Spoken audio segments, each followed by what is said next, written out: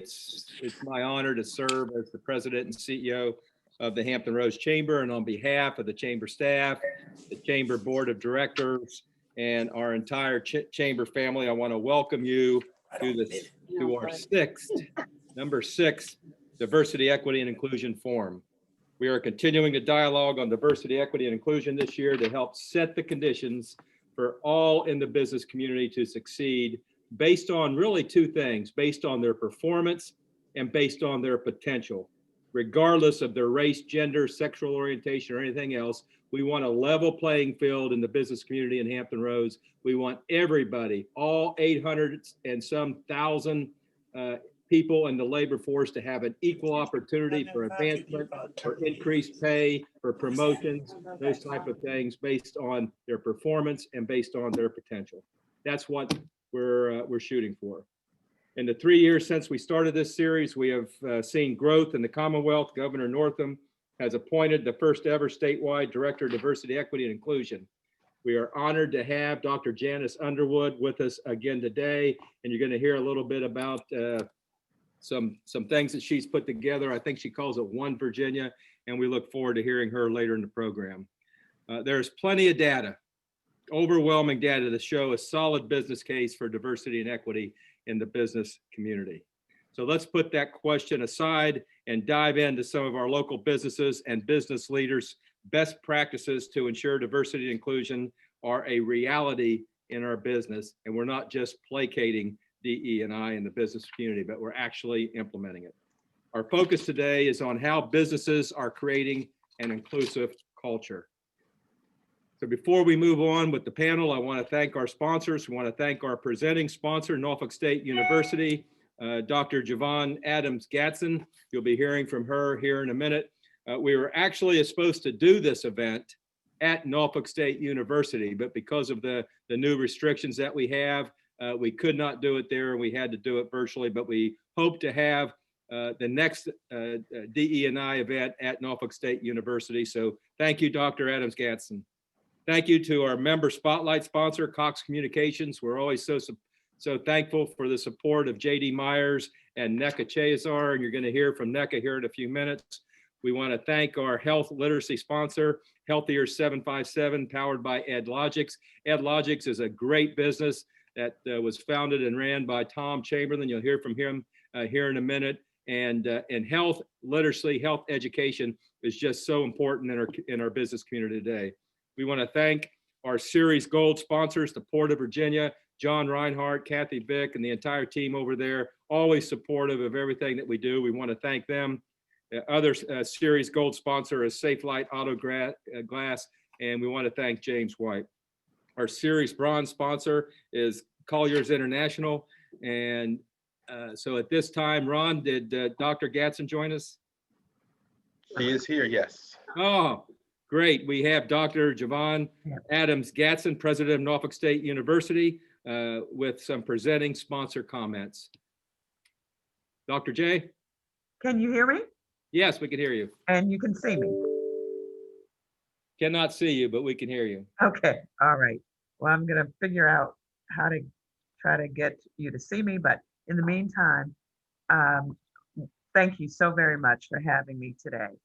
And I want to say, Brian, I appreciate all that you said related to. She should jump back on as a panelist, Paul. She was an attendee. Okay. Am I there now? Yep. Yes. We're there. Can you see me? I can't. All right, here we go. Thank you. There you go. We can see There you we now. are. So glad to be with you, and thank you so much for having us. Brian, you're doing a great job of really putting forward the issues that are so critical to our region and to our nation related to diversity, equity, and inclusion. And I want to thank you for having us today. And we're so sorry that we couldn't be on the campus, but we had a small film, and maybe we'll get to see that. It's about a 1-minute film about Norfolk State University. And you see a little bit of the campus. It's a beautiful campus. We invite all of you to attend, and we hope that in the near future, you'll be a part of having the chamber meeting here on the campus. I also want to recognize today's keynote speaker, Dr. Janice Underwood, for the work that she's doing for the state, and to acknowledge Governor Ralph Northam for his strong support of Virginia's historically Black colleges and universities. We're proud at Norfolk State to serve as a presenting sponsor for this year's forum. And as I said, we wish we were having you here, but COVID is real. And as we begin to get vaccines, we can begin to make plans to do things in the future. At Norfolk State University, you should know that diversity, equity, and inclusion is in our DNA.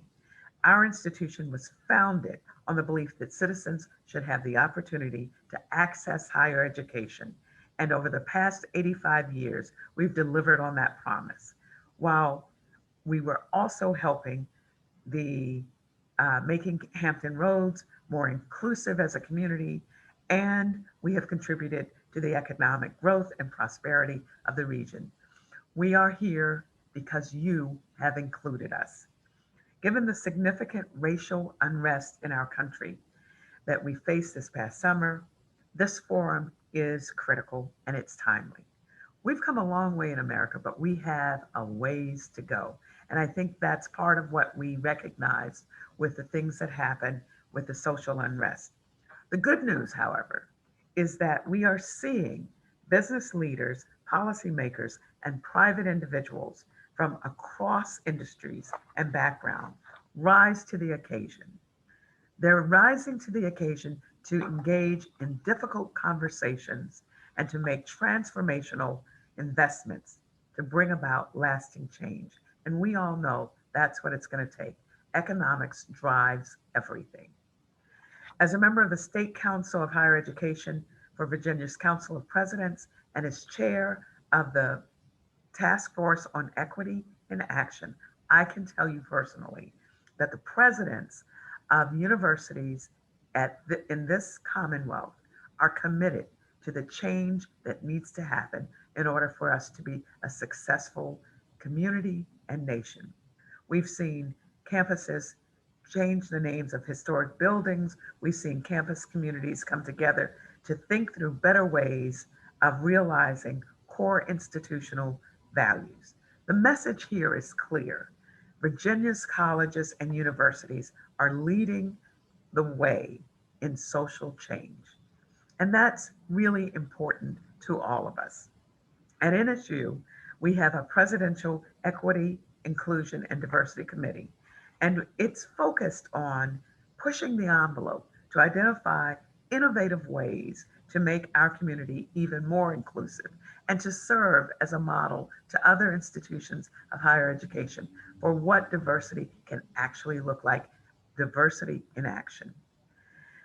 Our Center for African American Public Policy is providing dynamic information to elevate the voices of Virginia's communities of color at local, state, and public policy is being developed in order to diversify our Commonwealth. There is no doubt that the country and the world are becoming increasingly more diverse. To remain competitive in the global economy, we must make diversity a priority. Today's forum is clear evidence that the Hampton Roads Chamber of Commerce, of which I have the honor of being a part, and its members clearly understand that diversity, equity, and inclusion are the future of business. Norfolk State University stands ready to partner with members of the Hampton Roads business community to advance our shared values. We're focused on inclusiveness and economic growth, and we're focused on those things for this region and how we can be a leader. Again, we're honored to serve as the presenting sponsor of this year's forum, and we look forward to welcoming you to our campus in the very near future. Please enjoy the forum, and everyone, please stay safe. Thank you. Behold has a special meaning at Norfolk State University. It exemplifies knowledge, hard work, perseverance, and striving towards success. Since 1935, Spartans have walked these grounds ready to take on the challenges of the times, transform lives, and realize dreams. We are a state-of-the-art institution, preparing students to take on the modern world with innovative coursework, experiential learning, and cutting-edge degrees. NSU offers 31 bachelor's degree programs, 15 master's degree programs, and 3 doctoral programs in fields such as cybersecurity, electronic engineering, business, social work, cyber psychology, nursing, computer science, optical engineering, theater arts, and health services management. As NSU celebrates its 85th year, this is our time, and it's your time to consider one of Virginia's most affordable 4-year universities. At NSU, we see the future in you. The green and gold tradition continues. Thank you, Dr. Adam Gatson, and behold the green and the gold. Thank you. We appreciate those comments.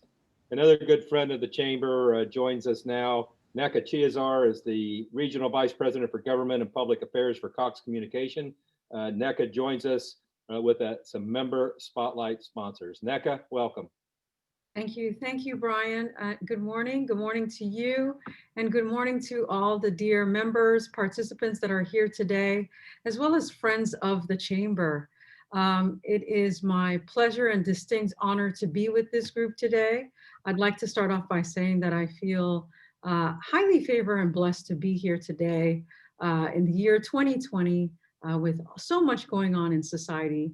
Let's just say I'm really grateful that we all made it to today at this esteemed occasion. So for Cox Communications, sponsoring this event, especially this year, was a no-brainer for us at Cox. Words like diversity, equity, inclusion, belonging aren't just trends or buzzwords for us. They're a part of our 120-year plus history. And it's reflected in our purpose: empower people today to build a better future for tomorrow. And building a better future includes investing in state-of-the-art technologies and smart cities, but it's also investing and ensuring a diverse, inclusive, and equitable workplace, as well as diverse, inclusive, and equitable practices as it pertains to business and how we do business with our partners. At Cox, we know that it's essential to do business both as part of our culture, but as part of strategy, and it's the right thing to do. Now, the truth is, we know that not only do we have the technology to bring people closer, and we see this playing out today, right, with COVID-19, but we also have a culture that puts people first.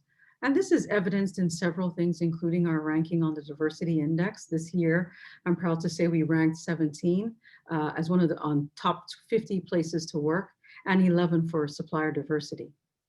Because of our people and their different backgrounds, cultures, and thoughts, we know that we make an exceptional difference in communities. It's also why it's important for our business community to not only embrace diversity, but actively participate in opportunities such as the one this forum presents today. So today, what are we looking forward to? We're looking forward to having open and honest dialogue about the opportunities, the challenges, and the questions that are associated with creating an inclusive and equitable ecosystem. Because diversity will always exist in the United States and beyond, but inclusion and equity are choices. And these are choices that as business leaders, community leaders, friends, neighbors, and partners that we have to make consciously. A choice that says, I'm willing to have a tough conversation and stand up for what I believe is right. It's about moving from awareness to advocacy. And it's also about creating a culture of belonging where everyone can thrive. So thank you today for making diversity inclusion a priority and a choice that's important to you and your business. Your business will certainly be better for it. I can assure you of that. Our community will be better for it. And I know that the next generation of business leaders will thrive because of it, particularly in Hampton Roads. I'm looking forward to working with all of you in the coming year as the Chamber continues to make diversity, inclusion, and equity a priority. And Brian, I just want to use this moment to say thank you for your leadership and for paving the way for the business community in Hampton Roads in this space. And so before I turn it over to the next speaker, I want to share a powerful ad produced by the Ad Council's Racial Equity Campaign. This ad was part of Cox's commitment to social justice reform, and we're supporting this ad with $1 million in donated airtime across all our cable networks. It's just, again, one of those ways that we are trying to demonstrate our commitment to diversity, equity, and inclusion in the media. And it's done in addition with another $1 million that we've contributed to social justice organizations that are Equal Justice Initiative, the United Negro College Fund, as well as the Urban League. So here is Love Has No Labels. And I'm hoping that Ronnie, I don't know if Ronnie's there. Ronnie, I'm hoping that you can pull that up. There you go. Thank you. America, land of the free. It's at the core of who we are. Freedom. The freedom to live without fear, to drive through all 50 states, to sleep safely in our own beds, the freedom to jog where we please, to watch birds in the park, to wear a hoodie, the freedom to breathe. Before we celebrate the freedom most Americans have, we must fight for the freedom all Americans deserve. Because no matter your religion, gender, disability, age, race, all lives can't matter until Black lives matter.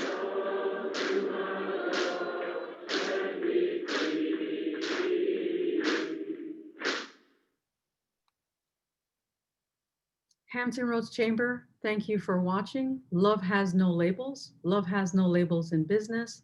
Love has no labels in the community. And again, at Cox, we are proud to partner with the Hampton Roads Chamber in ensuring that love has no labels in Hampton Roads in business. Thank you, Brian. I turn it back to you. Thank you, Nneka. And we look forward to working with you in 2021 as our new Vice Chair for Diversity. Thank you for volunteering to do that for us. You know, a couple of years ago, the Hampton Roads Chamber added a committee for diversity and inclusion. We also created a vice chair, which I just mentioned. Nneka will be taking over vice chair next year. She'll be taking over actually from Jim Bibbs, who is the vice chair for diversity for the chamber. This year, he is the Chief Human Resources Officer for LifeNet Health. And Jim is joining us today, and he will be the moderator for the panel. So Jim, I turn it over to you, sir. Thank you, Brian. Welcome, everyone. Welcome, Hampton Roads Chamber members, Hampton Roads Chamber future members, businesses both large and small, and guests. Thank you all for joining us today. We believe we have a diverse panel for our discussion today, and I will begin introducing each panelist, and we'll give each of the panelists a moment to speak about their experience with creating an inclusive culture. And I just want to say, as I'm looking at the camera, just so that people don't think I have an eye issue, my screen is above the camera. So when I'm looking at the screen to see the participants, I'm looking as though I'm in the air. So please don't come and say that he was staring at the ceiling the whole time. I'm staring at the camera so that I can be actively engaged with the participants. We will begin our program today with Howard Hogue III, who is the president and CEO of the Mariners Museum. Howard. Great, thank you, Jim. It's a real honor, I gotta say, to be on such an accomplished panel talking about such an important topic. And I really appreciate the opportunity to share a little bit about the story of how the Mariners Museum team, our entire team, is really thinking about building an inclusive culture. And so there's really three things that I wanted to share just as opening comments about our thinking about an inclusive culture. The first two are a little philosophical, and then the last one's a little bit more practical and just shows some of the steps that we've taken. So with that, I'll dive right in and just say that the first point for us is that you actually have to believe in the power of culture, right? Sometimes I think when we say the word culture, that is perceived as being soft, as something that's sort of ethereal or something like this. For us, there's a statement that was attributed to Peter Drucker that we repeat pretty religiously at the museum, and that is, culture eats strategy for breakfast. And we really buy into that. And if you don't buy into that, and, I guess a piece of advice for leaders, right, is if you don't buy into that, you're never going to be able to build an inclusive culture or any kind of positive culture that really turns into a strategic asset for your organization.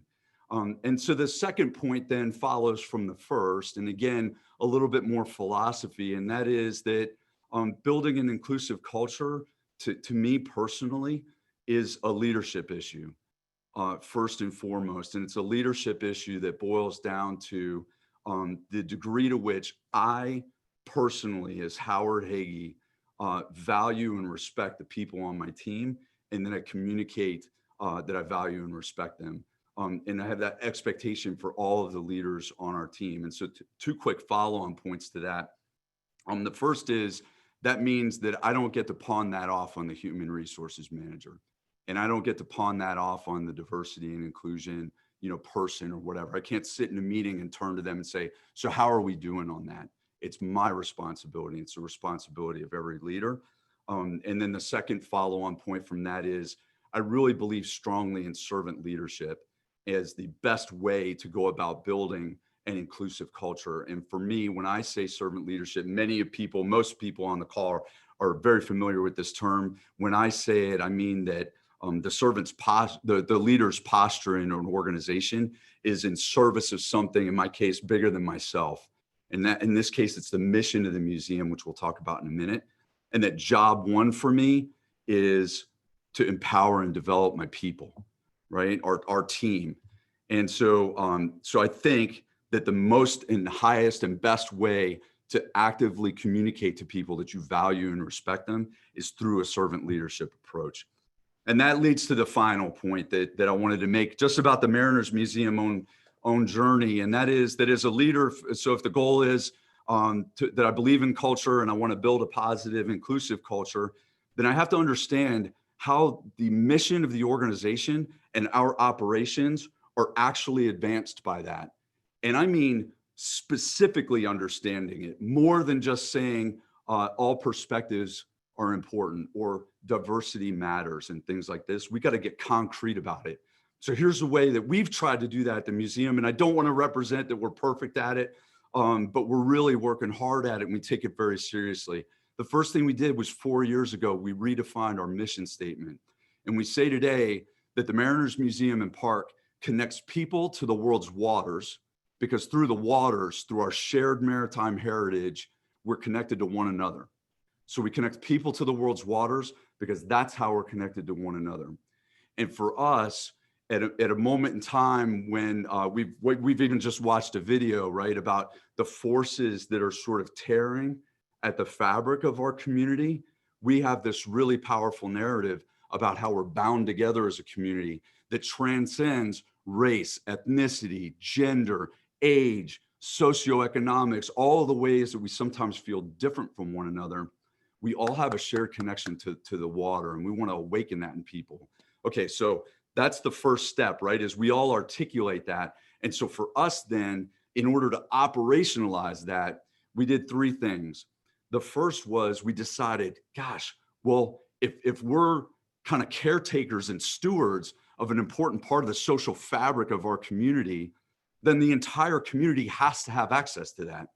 And so we dropped our price of admission from $14 a person to $1 per person. And we chose $1 as a reminder that through the water, we're one city, one region, one nation, one world, $1, right? That has had the effect of increasing our African-American visitation, for example, to 13%.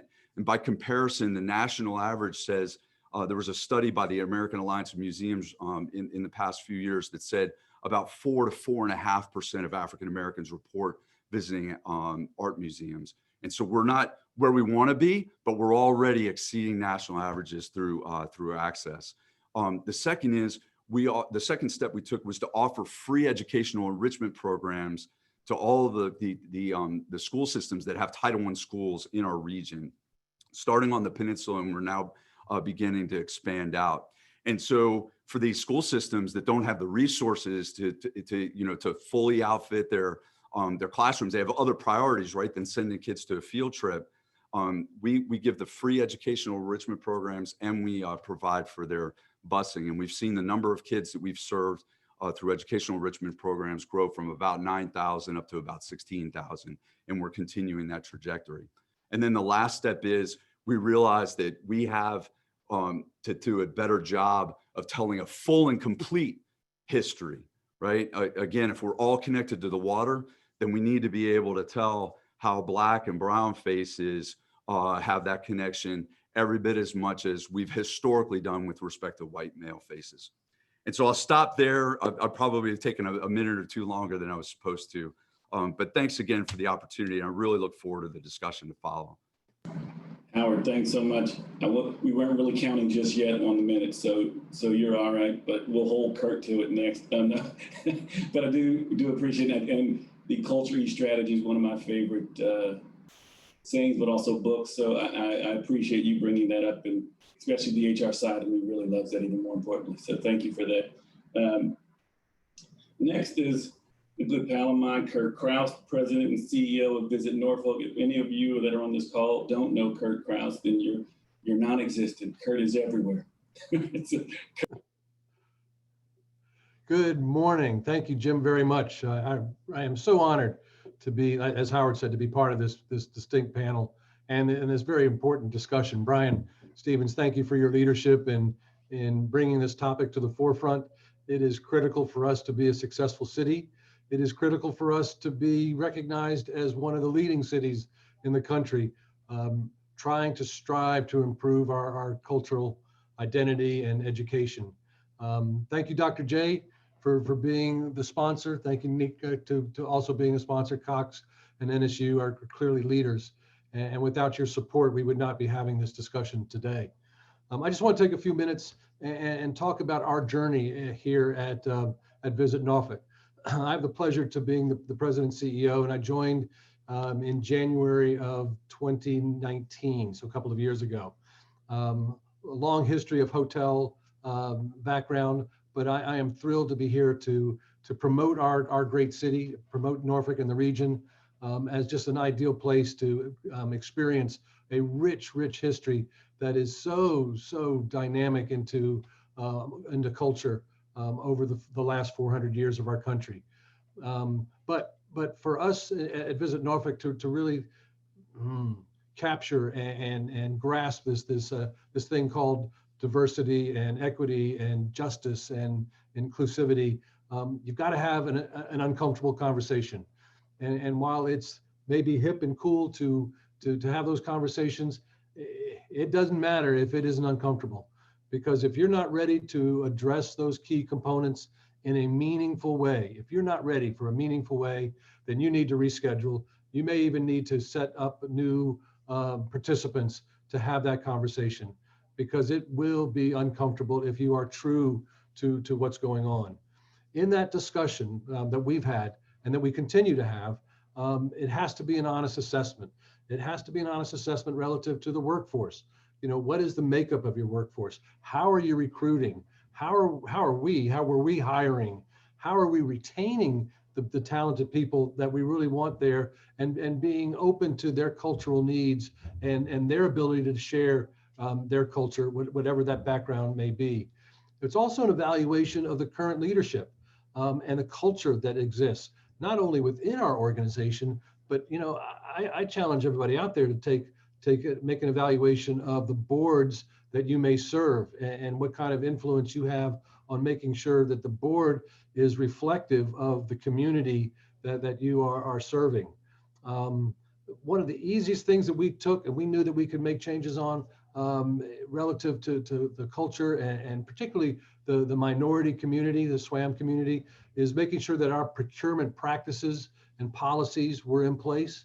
And we did that, and so we set up some goals. And then marketing images. We really wanted to go back and look at our catalog of photographs and videos and how reflective of our community were the images that we were promoting to not only the Commonwealth of Virginia, but to the East Coast and ultimately to the world. Was that reflective of who we are? So you quickly surmise that, you know, maybe we are not as as inclusive as we should be. And let's have that conversation. Again, tough conversation. And then take a look at your customers. You know, are you soliciting customers that aren't reflective of a broad array of cultures throughout the world? And we found out that, you know, our allocation to different market segments wasn't as equitable as we thought. And it was a huge aha moment. So we went out and we changed all our photography to make sure that we were reflective of the great city that we live here in Norfolk. And then what's your public facing policy, your philosophy? You know, do you speak out when there is wrong being made, whether it's in your community or outside the community? It's important, we felt, that during our conversations, and I recommend for you having these conversations, that you establish a policy on what do you want the public to know you to be relative to this wonderful world of culture and opportunity. What is written? What is verbal? What are your digital messages that are being relayed? And we kind of, you know, we weren't real proud when we made an assessment of what we had. But the beauty is that we all were inspired to change and inspired and motivated to make sure that our messages are exactly what we mean. So it's, you know, it's going back to, you can give the talk, but if you're not walking that talk, you need to step away because it's not meaningful. And then lastly, Jim, I want to just talk about or offer that none of this really matters unless you have measurements. And so we established organizational goals, and the leadership team established their own goals. And maybe as we have questions and answers, I can go more specifically into what our programs are and the goals. But if it doesn't get measured, it doesn't get done. And how do we improve to a more culturally inclusive environment? I am excited to be part of this panel. I'm excited to share whether we get to our opportunities and programs. Please call on us. You know, it's easy, kkraus@visitnorfolktoday.com. I'll be happy to share our learnings. I'll be happy to share our pain, and I'll be happy to share what we have ahead. Again, excited to be here, Jim. Thanks very much, Brian. Dr. J, you're the bomb. Behold the green and gold. Kurt, thanks so much. And you're right. What we measure is what we're concerned about and what we will attack. If we don't measure it, it doesn't matter, right? So we appreciate that, and we appreciate all that you're doing with Visit Norfolk. Next up, we have Georgie Marquez, who is the founder of Andre Marquez Architects, Inc. Georgie, I'm certain will give us a wonderful discussion this afternoon. So I'm not even going to try to do further introduction on Georgie, because Georgie will do all that needs to be done. Georgie. Thank you. Thank you. Oh, now I have to live up to the introduction. And Kurt, thank you so much. I appreciate that. That's right. Go green and gold. Thank you. It's really an honor to have been asked to participate here in this panel today. We are a small, minority-owned. My husband and I, my husband was born in Haiti and came to the United States as a political immigrant. So he was an immigrant. As a 10-year-old speaking absolutely no English. And so I came, I was born and raised in Puerto Rico, and I came to go to college when I was in my late teens. This country has given us amazing opportunities. This country is definitely the land of opportunity, and we've been able to prosper, and we've been able to now have our own firm. But it is true that this country also, some individuals in this country have had some difficulty accepting some of us who might have been a little bit different, who sound a little different, who maybe have an accent, who maybe don't do the grammar the way that the majority speakers do grammar. But we are blessed to be here. And so when we started our firm, as I said, we're a small architectural and interior design firm. We wanted to make sure that we gave opportunity to a wide range of individuals. And so our vision was to create a team, not a family. And else, I want to clarify why I say that. one of our first values is that you have a family and your family needs to come first. And so we honor that whatever your family looks like and whatever your family is, it's your family, and this is where you work, and we don't come first. Your family comes first. And so that's a value that we share. It's a cultural value for us, and it's a foundation to who we are as a firm. Another value, not necessarily the second, is that as has been mentioned before, we believe in respect. We have to respect each other because we are unique individuals and we are deserving of being treated with dignity. And that is a foundational culture in this office. You treat everybody with dignity, whether it is the delivery person, whether it is the most wealthy client, whether it is your peer, whoever it is, we treat each other with dignity and with respect. And that's another value that we inculcate in our group. And so how do we implement that? As I said, we have a wide range. We're small, but we have a wide variety and diversity. And number one, we give place. We listen. We acknowledge that everybody has a point of view, and that their point of view, many times because it's different, it's actually, that makes it even more valuable. So we need to listen to everybody's point of view, and we need to give them a place. We give responsibility. As soon as we see that somebody's ready to start managing smaller projects or start taking more responsibility, we give them that opportunity.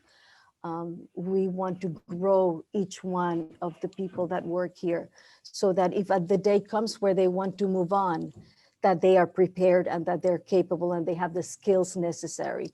So we give them place and we give them support, responsibility, and then we give them support. We support them here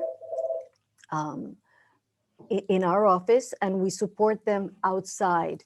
Again, because we have diversity, some of our workers are received better than others. And we make sure that that just won't happen, and that we have their back, and that we expect our clients to respect our people too. And that's a value that we have and that we share with those we work for. So giving place, giving responsibility, and giving support, and inside, in-house and outside. And that's how we have become what I believe is a good, healthy, very diverse small firm. So thank you, Jim. Thank you, Georgie. I told you I didn't have to do much there. So, next, I just had an opportunity to meet today. Next, we will have the Hampton Roads Chamber Small Business of the Year winner for Portsmouth, the owner, Michael Steverson of Warrant Realty. Michael, the floor is now yours, sir.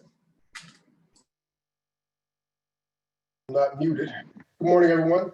I am as honored as everyone else on the panel to be here. We were blown away to be recipients of the Small Business of the Year. I was even more blown away to be asked to be a part of this panel today. Dr. J, I actually did go to Norfolk State for a year. Didn't quite work out for me, but it was okay. I actually I came to play football, and when I was in high school as a football superstar, I'm thinking, well, it should be an easy transition. It wasn't that way. So, but that's okay, because I left Norfolk State and went to join the U.S. Coast Guard, where I spent 31 years, and I retired at the U.S. Coast Guard. I had a pleasure of meeting my business partner here, Richard Barbie, who's the other co-owner with me. We're a couple of retired warrant officers from the U.S. Coast Guard. That's the name of our company, Warrant Realty. But we're talking about diversity and inclusion. Obviously, our background, particularly with our military background, is all about service. And my growth in the U.S. Coast Guard and the things that I did, and how the people that we interacted with. My last job in the Coast Guard, I was a vessel inspector, where all the foreign vessels that come in, and there are plenty, that come into the Hampton Roads area go through a vigorous Coast Guard inspection.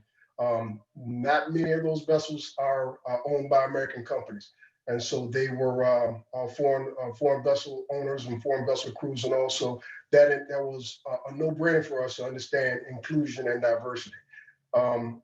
Becoming a small business owner, a real estate firm, our company is we're a minority owned, obviously veteran owned company, but we are, as a real estate company, we are upheld to fair housing rules, and that's a requirement that all real estate firms should have. But that's a no-brainer as well. I mean, you cannot, there's certain things you just can't do.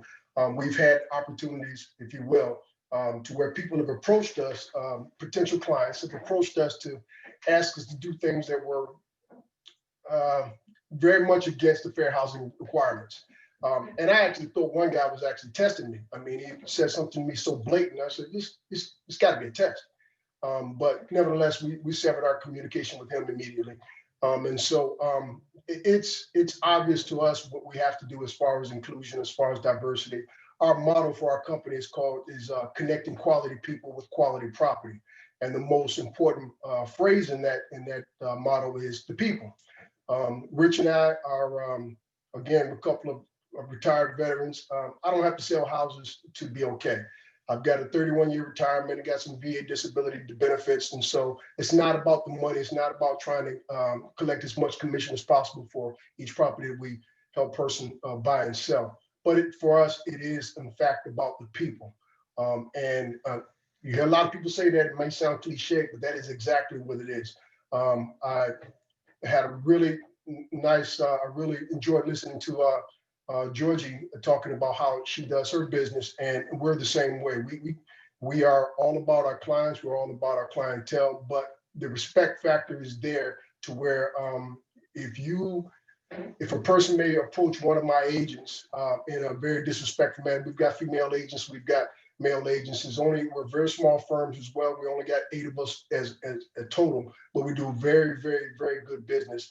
And but we have had opportunities where people have approached a couple of my agents, maybe in a factor that just wasn't in keeping with what our goals are. And so we get involved in that. Rich and I are retired warrant officers. If anybody ever served in the military, understand warrant officers, we're the, let's just say, no nonsense type of individuals. And so I won't allow certain things to happen. Diversity and inclusion is something that it's just natural for us.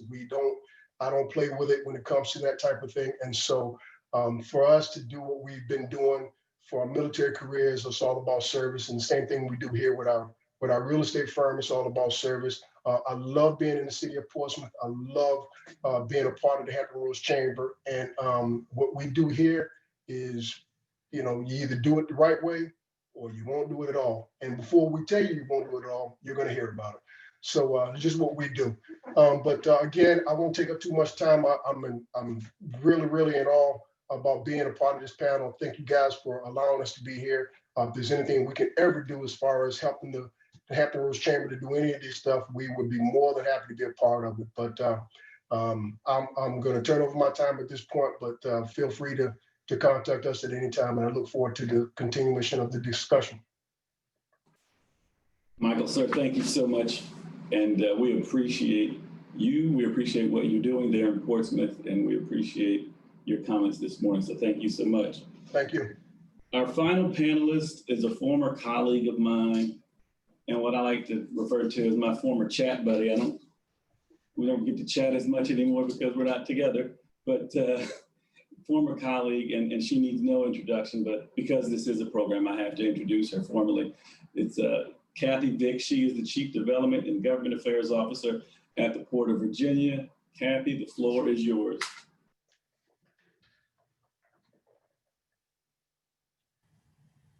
Sorry, I had to unmute. It wasn't working for me there. Thanks, Jim. I do miss chatting with you and Mary, actually. So I think she's on this morning, so I'll give her a shout out. That's Jim's wife. She keeps it all together for us.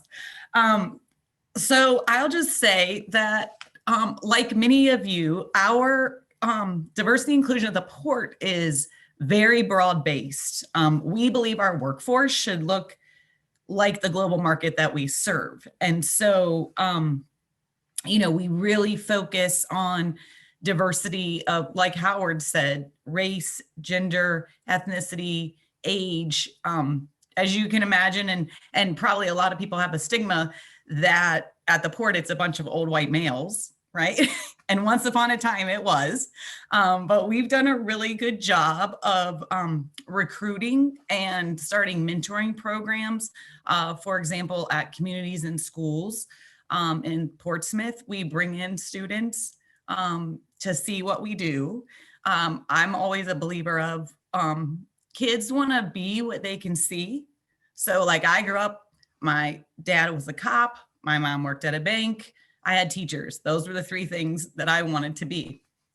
That happens. And so if we can get kids from all over the communities that we serve, seeing what the port does and getting excited about it, then they also want to come and do what we do. We also have worked with the city of Hampton and the city of Norfolk on some maritime programming in their schools and their academies. We've worked hard in our recruitment as far as our internship program to work with the international students and with some of the universities like Norfolk State, Hampton University, to make sure that we're recruiting in diverse interns again. So we build a pipeline of diverse folks coming in. But it's also about diversity of thought and the training of the folks that we already have in our organization. So we've really started doing training on unconscious bias, because sometimes people don't know what they don't know. We have also diversity and inclusion trainings too that are mandatory every year, and then several that are optional, but we track, and particularly for our managers, we'll invite them to do certain trainings, and then we can track it again. Back to Kurt's point, if you measure, then you can see how widespread and who's getting the access and who's taking advantage. We also have employee resource groups, forums where folks can, we've had guest speakers come in, and we have forums where folks can come in and have those tough discussions, those uncomfortable discussions that have been referred to. And so, and then I'll say also and someone, I think Kurt mentioned this, from a supplier diversity standpoint, we do a really good job of setting SWAM goals. Because we're a semi-state agency, we're provided some, but we far exceed what the state requires of us. And we do that through a robust supplier diversity recruitment program. We have forums where we update SWAM businesses on what projects we have coming up so that they can be on the lookout and they can apply, or put bids in. Because again, a lot of it is about accessibility. So, and I apologize for my voice. I'm a little bit under the weather, so I'm muscling through, but if you're having trouble hearing me, I apologize. Jim, text me if I need to clear my throat. But anyway, I'll leave it there. It's a broad-based, like I said, it runs through the fabric of everything that we do. And I look forward to getting into a little bit more detail as we go through some of the questions, as Kurt alluded to. So thanks so much for having me. I appreciate being with you all and learning from you all as well. Kathy, thank you so much. It sounds like such a strong program there at the Port of Virginia. Whoever had input in some of that must have been just a really bright person. I'm just some really smart guy got the ball rolling on that. Then he left us. I don't know. No, it's a great thing. And thank you for all our panelists. And we're about to move into the question of the panelist section of our program. But I do want to thank, just briefly, I want to say thank you to everyone who's on the DE&I committee for the Chamber, who has helped over the past 2 years with this program, help me look like I know what I'm doing, but help the Chamber really penetrate the market with the DE&I initiative for businesses. And for the small businesses who are on today who do not have the resources, this is what this program is about, to give you access to some of the organizations that have the resources to put these programs together to help you implement them in your current businesses. So, and if you have any questions, please put them in the Q&A box for any of the panelists, and we will call on you and open your microphone to give you an opportunity to ask those questions. Our first question, according to 2020 American Management Association survey, only 40% of the organizations think diversity and inclusion policy is being properly implemented in their organizations. How can businesses ensure that they are properly addressing the diversity and inclusion concerns? And I guess I'll start with, let's take a pick here. Ooh, let's go, Kurt, since you get to have fun today. Thanks, Jim. My industry, the destination marketing industry is learning as fast as we can, and we recognize that as an industry, we're not there. So the conversations are very robust and are really dynamic. We have great leaders. My counterpart in DC, Elliot and Al Hutchison in Baltimore, are really opening eyes as African Americans in this industry. But as I kind of outlined on our quest to this, it's all about that uncomfortable conversation that you need to have initially. But the procurement piece that Kathy alluded to as well, that's easy. But know that that small organization, that Black organization, isn't necessarily going to find you. You need to make an effort to go find those minority organizations and help them along and bring them in. And I promise you, they're as talented as any large company that is out there today, but you need to make the effort and you need to set the example. For those of you that have an ability for your board, because they're the ones that are helping you with the policy, if you have influence on selecting your board members, I recognize that they may have 2 or 3 year terms, but if you start now and understanding when those openings will happen and how do you fill those slots with minority candidates, you will be far better off as you go forward. And then just from a marketing standpoint, everybody is looking for customers. I will tell you the value, and particularly as I'm learning and really going after the Black traveler, there is money, there is the need, there's the opportunity for Norfolk to capture more Black travelers, more Black meetings, because our city is so diverse. And as I talk to my counterparts, and I know, Jim, I'm rambling, as I talk to my counterparts throughout the Commonwealth, they can't even get the Confederate flag down off the flagpole. And when you can't do that, you're not going to go anywhere. So we are so far ahead, even though, as Dr. J indicated, that we have so far to go. It's the simple things that you can do. Make sure that your backgrounds and your advertising and your marketing reflects the diversity of not only your organization, but the community. So, I mean, those are the simple things that you can do. That is a very solid answer, and we thank you for that. And I'm just going to parenthetically pause and say for folks who are putting questions in the chat space, as you put in anonymous, it's difficult for us to open up your mic. So if you're going to ask an anonymous question, we will try to get an opportunity to read it. But we want to make certain that we give folks who are out in the field an opportunity to really ask questions. Ronnie, should we alternate questions with what we have here and with what we're receiving in the chat room? Jim, absolutely. If that's the best way to go about it, you think, then let's go for it. I think that would be a great thing. I think, why don't we take the first question out of the chat room? It says, what resources do you use to find Swam businesses, vendors of color? What strategies do you use to engage them and provide access? I think Kathy, since the port has a Swam program, if you wouldn't mind touching on that, it would be great to hear. Yeah, sure, no problem. I figured that was going to me because you already know I know the answer. But the Small Business Administration, all SWAM businesses have to register with the Small Business Administration on the state level. And so we access that database and make sure that we send out invitations to our supplier diversity forums.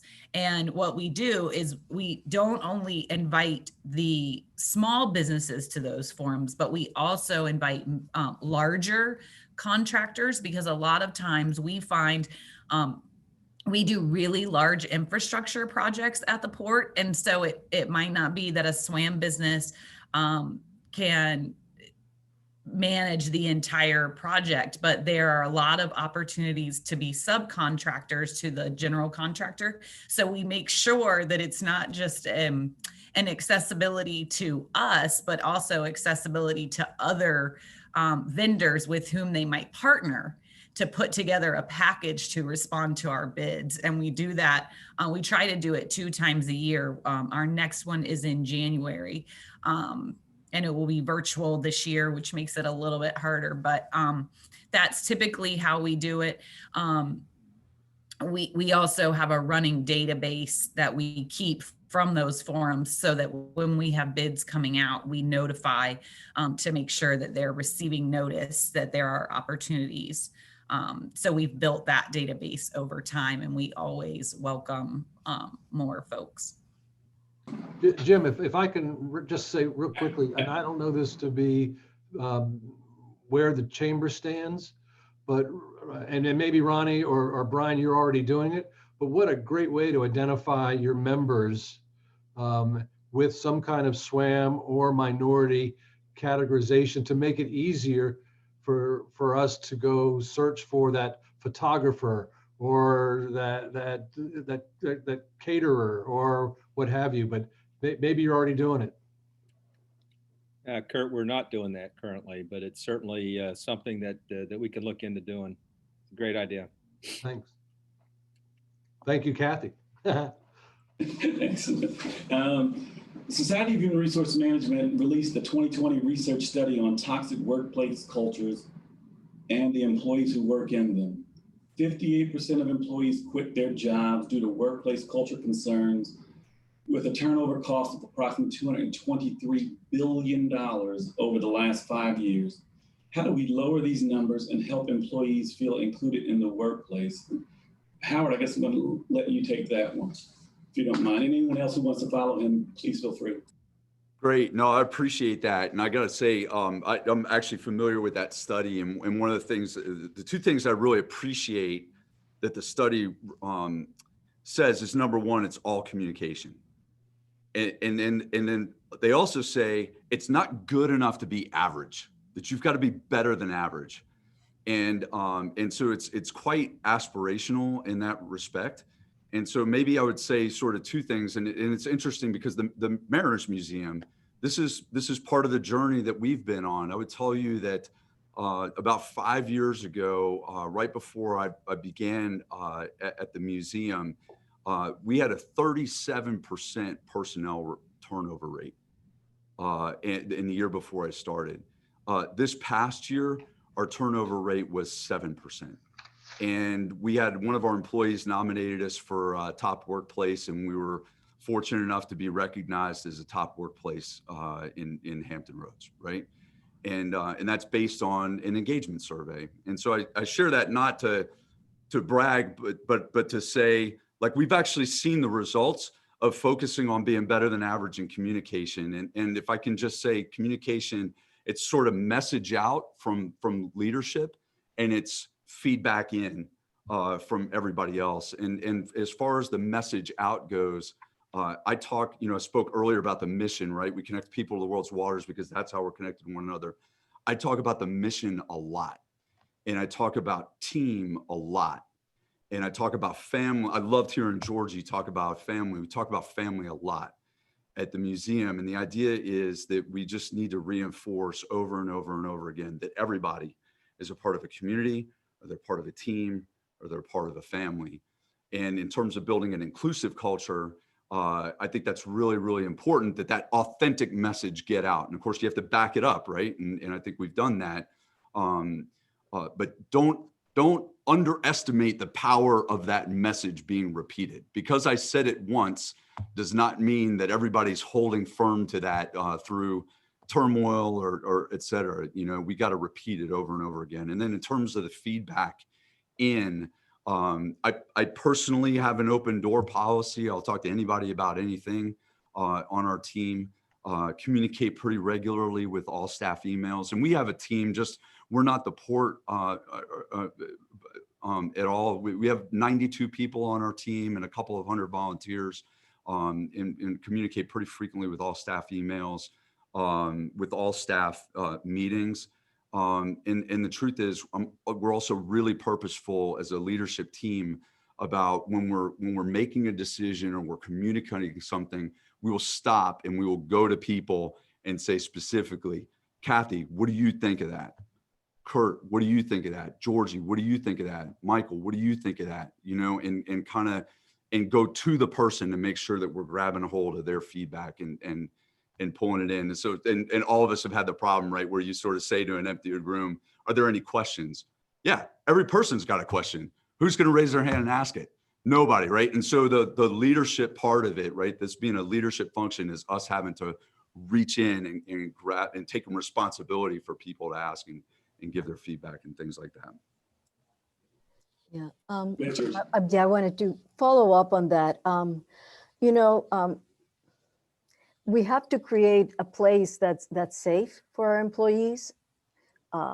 After I remember reading there were many articles put out after George Floyd's death, after his murder, where a lot of, especially African Americans, were feeling it was like they were being expected to not mourn, to not deal, to not struggle with what was going on in the news, in their faces, in their lives, in their homes. And I think ideally we need to create workplaces where people feel safe, heard, and able to have a discussion. We came into the office and I called the meeting to everybody and I said, listen, these are really complicated, very difficult times, very, very painful times. Something that Howard said, we shared some of our personal experiences, which in no way compared to some of the other experiences that some of our young people growing in this country had experienced. And then we said, if you want to talk, let's talk. We felt it was important to not only hear from our African-American employees, but also from our white employees. We have some young white folk who were trying to figure out, how do you even respond? And part of what we need to be aware of is the importance of, this might be a stretch for some people, but I think it's really important as you create a workforce that you put minorities and different people, the diversity at a management level, and that you have them be, over some of your white younger people. That is very important to have, to give place to have some young white people learn how to work under minority leadership. When we create an environment where it's just us, and I know that especially as minorities, we have a tendency to I want to give opportunity to everybody that's a minority because it's been so hard for them. Yes, and we need to do that, but we also need to, if we're going to change this country, if we're going to change this culture, we also need to bring in some of the Anglo people, community and culture, and have them relate as peers with people who are different from them, and also how to relate to people in authority. Many of them have never had a boss or anybody in authority that's of a different culture, a different race, a different background for them. So I think that for me, at least, that's an amazing opportunity and a privilege. And I totally embrace trying to do that. Go ahead, Michael. Thank you. I think, and I definitely appreciate what Georgie was saying. From a small business standpoint, it's sometimes difficult. Thank God we have the fair housing rules and requirements we have to abide by, which is no brainer for us. But from a small business standpoint, you are a team, you are a small family, and you're always, a lot of times it's not a like minds. You know what I mean? So sometimes when those things are happening in the real world, so to speak, everybody in your group and your team and your family, they're going to have the same opinion or very similar opinions. It's interesting sometimes, and I appreciate what Kurt was saying. You got to have those tough conversations. And sometimes you can't have those conversations when everybody's thinking the same thing anyway. It's that person's fault. We're all thinking the same thing. It's going to be difficult sometimes. When I was active duty, a larger service, they did yearly surveys, and they would ask these questions just like this question we're talking about now, about the workplace and about the climate and the culture. It's a lot easier to control from a small business standpoint, but like Kathy works at the port. I mean, that's huge. And so you never know, there's always going to be differences of opinion. When I was on the ships, the most opinionated time of the day was when everybody's eating chow because, nobody liked, one person liked what was being served, another person didn't. So it's like that. But from a small business standpoint, our group, our family, in our office, we share a lot of stuff, but we have a lot of very similar opinions and a lot of very similar upbringings and experiences. And so we don't have those conversations because we all kind of think the same thing. But I would love to be in groups where there is, we are a diverse group, but we all have this very similar opinion, which we're looking to build a culture like that anyway. When we hire new agents, we want you to be a part of the culture and a part of what it is we're doing. And I certainly don't want anyone to feel uncomfortable, but sometimes, again, relating back to what Kurt was saying, you got to have those uncomfortable conversations. It's well beyond this time. We got to do that. Couldn't agree So with you more. I appreciate your survey, but yeah, we got to have those conversations. Yeah, I couldn't agree with you more. I'm going to kind of switch tenor for 5 seconds. The great thing about this forum is we've had this going twice a year now for the past 2 or 3 years. And actually, believe it or not, maybe a year and a half ago in one of our forums, Ronnie Thomas, who is the CEO of LifeNet Health, was on the panel, and we got to ask him questions. And he spoke so eloquently about the diversity, his view on diversity and how his organization works. And, lo and behold, a year later, he and I are talking, and we talked about the diversity in his organization. And as a result, I'm here working with him in LifeNet today. So the benefit of these panels is not to get a job, I'm not saying that, but it's to really open the eyes of others to really understand what other organizations are doing and give organizations opportunity to have lessons learned. And having said that, Kasha had a great question. And Ronnie, if you could open up Kasha's mic, it would be great to give her an opportunity to ask that question. Kasha, you're free. Go for it. Thank you so much. My question is if you all could speak to your DEI efforts around another aspect of our population, and that is citizens with disabilities, particularly in the area of employment and workforce development. And then I just also want to make a comment. There's been a lot of discussion about Swam today, and make the business community aware that most disability organizations actually count towards Swam goals. And many of us have ISO certifications, security clearances, so we're very capable partners, and ask that you also look for partnerships with disability employers in diversity initiatives as well. Thank you. Any one of our panelists want to take that question on? I know, honestly, I hate to say it, Kathy, I know it fits into the sports program, so you may want to jump on that first. Well, again, we paint with a broad brush in our recruitment efforts. And so we do reach out to not just the universities, but also workforce development programs to try and make sure that our job opportunities are accessible to everyone, including those with disabilities. Particularly, we've honestly probably done the most effort with veterans with disabilities because we are B3 certified, and that's been a very intentional effort that we've made over the last several years. But we also are very, I would say, accommodating and mindful that when we do hire folks with disability, that they have the same accessibility and the resources that they need, which I think sometimes can be a gap. You know, you can focus on the recruitment efforts and diversify your workforce, but then not provide an environment for them where they feel included. And so I think we've done a good job in both of those areas. Thank you so much. I'm going to take one of the panelists. I'm going to take one of the questions that I see in the chat room, and it marries up with one of the questions that I have here. And I'm not going to direct it to any panelist. So whatever panelist feels the warmest, I want you to jump in and take this one.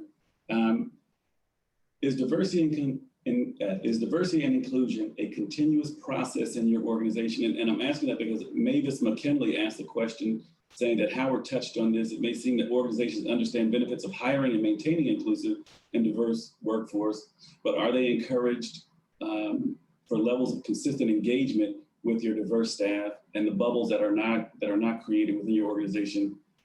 So that it's kind of we got to marry up a question there. So Howard, since you mentioned your name, you may want to jump on that first, or anyone else. That was Jim exercising leadership to reach in and get that feedback. Thank you, Jim. But this is a great question, and actually, with respect to the continuous process part, that's a difficult one, right? Because I think the answer is that again, if I go to the leadership responsibility in this, we've got to engage people. You know, we have to know our people, and it seems like too cliche or too soft or too easy or something like this. But every time that I engage with somebody, it can't just be about where are you at with the tasks that are assigned to you, and sort of an accountability conversation, or talking just about the work. Because then what I think you're communicating to your team is, I value you to the extent that you are doing something for me. It's a transaction. And so it's stopping and really engaging and asking people. And so I take that responsibility personally myself. And I think we've got a bunch of leaders at the museum that approach it that way as well. The other thing that I wanted to say on this is that and it's kind of going back to where I was with my opening comments, and that is for us, well, let me say for me, diversity and inclusion is a little bit less of a compliance effort. In other words, formal policies that we train people on and then expect them to comply with those policies. And I don't say that to dismiss those things at all. I'm just saying, where I think about it first, it's a little bit less about that, and it's a little bit more about alignment with focusing externally. And so I talked about the mission, and I talked about us trying to be servant leaders out in the community as an institution. When I align externally, and when people can see that being inclusive as a part of the mission and executing on our operations, that's an important part of that, it has the effect of aligning people within the team. They see that is something that's significant, separate and apart from whether or not there's a policy around it or what have you. And then I would tell you, just as an extension of that, and this is sort of to Mavis's point, is that we are beginning to think about internally as a team with again, 92 folks, that we have a number of departments, and we think about departments less now as places that own certain functions and more as places where expertise and skill and knowledge live. And we're building our efforts around projects where we pull people from many departments to try to break down silos, pull people from many departments with many different skills and attributes to work on things together. And we're organizing a lot more around projects and programs than we are around departments. And I think it has an effect that Mavis is speaking to of really engaging people. You can't sort of camp out in your department anymore in the museum. I couldn't agree with you more. I'm going to make a crazy statement that'll probably throw many people off with this, but inequity can happen with a group of 2 people. Inequity doesn't need to be in a large space. Not including one person in a 2-person conversation creates inequity. And I think that we have to look at that as we run our businesses. If one person in that space doesn't feel included, you've disenfranchised one person.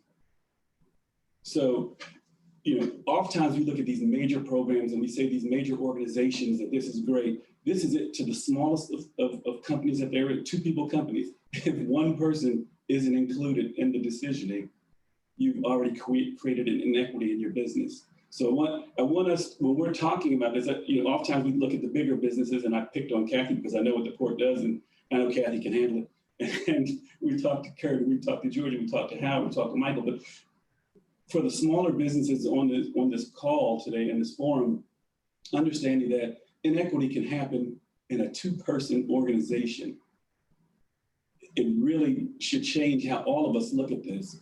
And oftentimes we look at it from a black and white or black and brown situation. Inequity also happens, as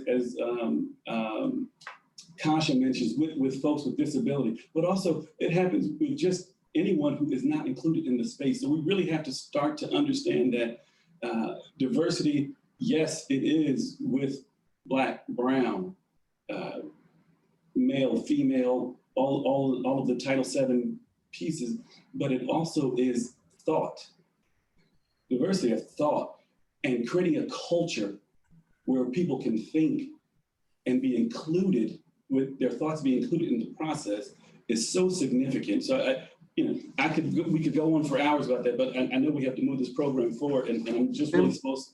Yes, sir. Kurt. Can I just add, because I think the question that you just asked about continuous improvement, and as I'm thinking about Kasha's statement about those that have a disability of whatever sort, speaking about our attractions in Norfolk, there's a great effort to provide some type of accessibility, but I know that from a Visit Norfolk standpoint, we don't promote it as such.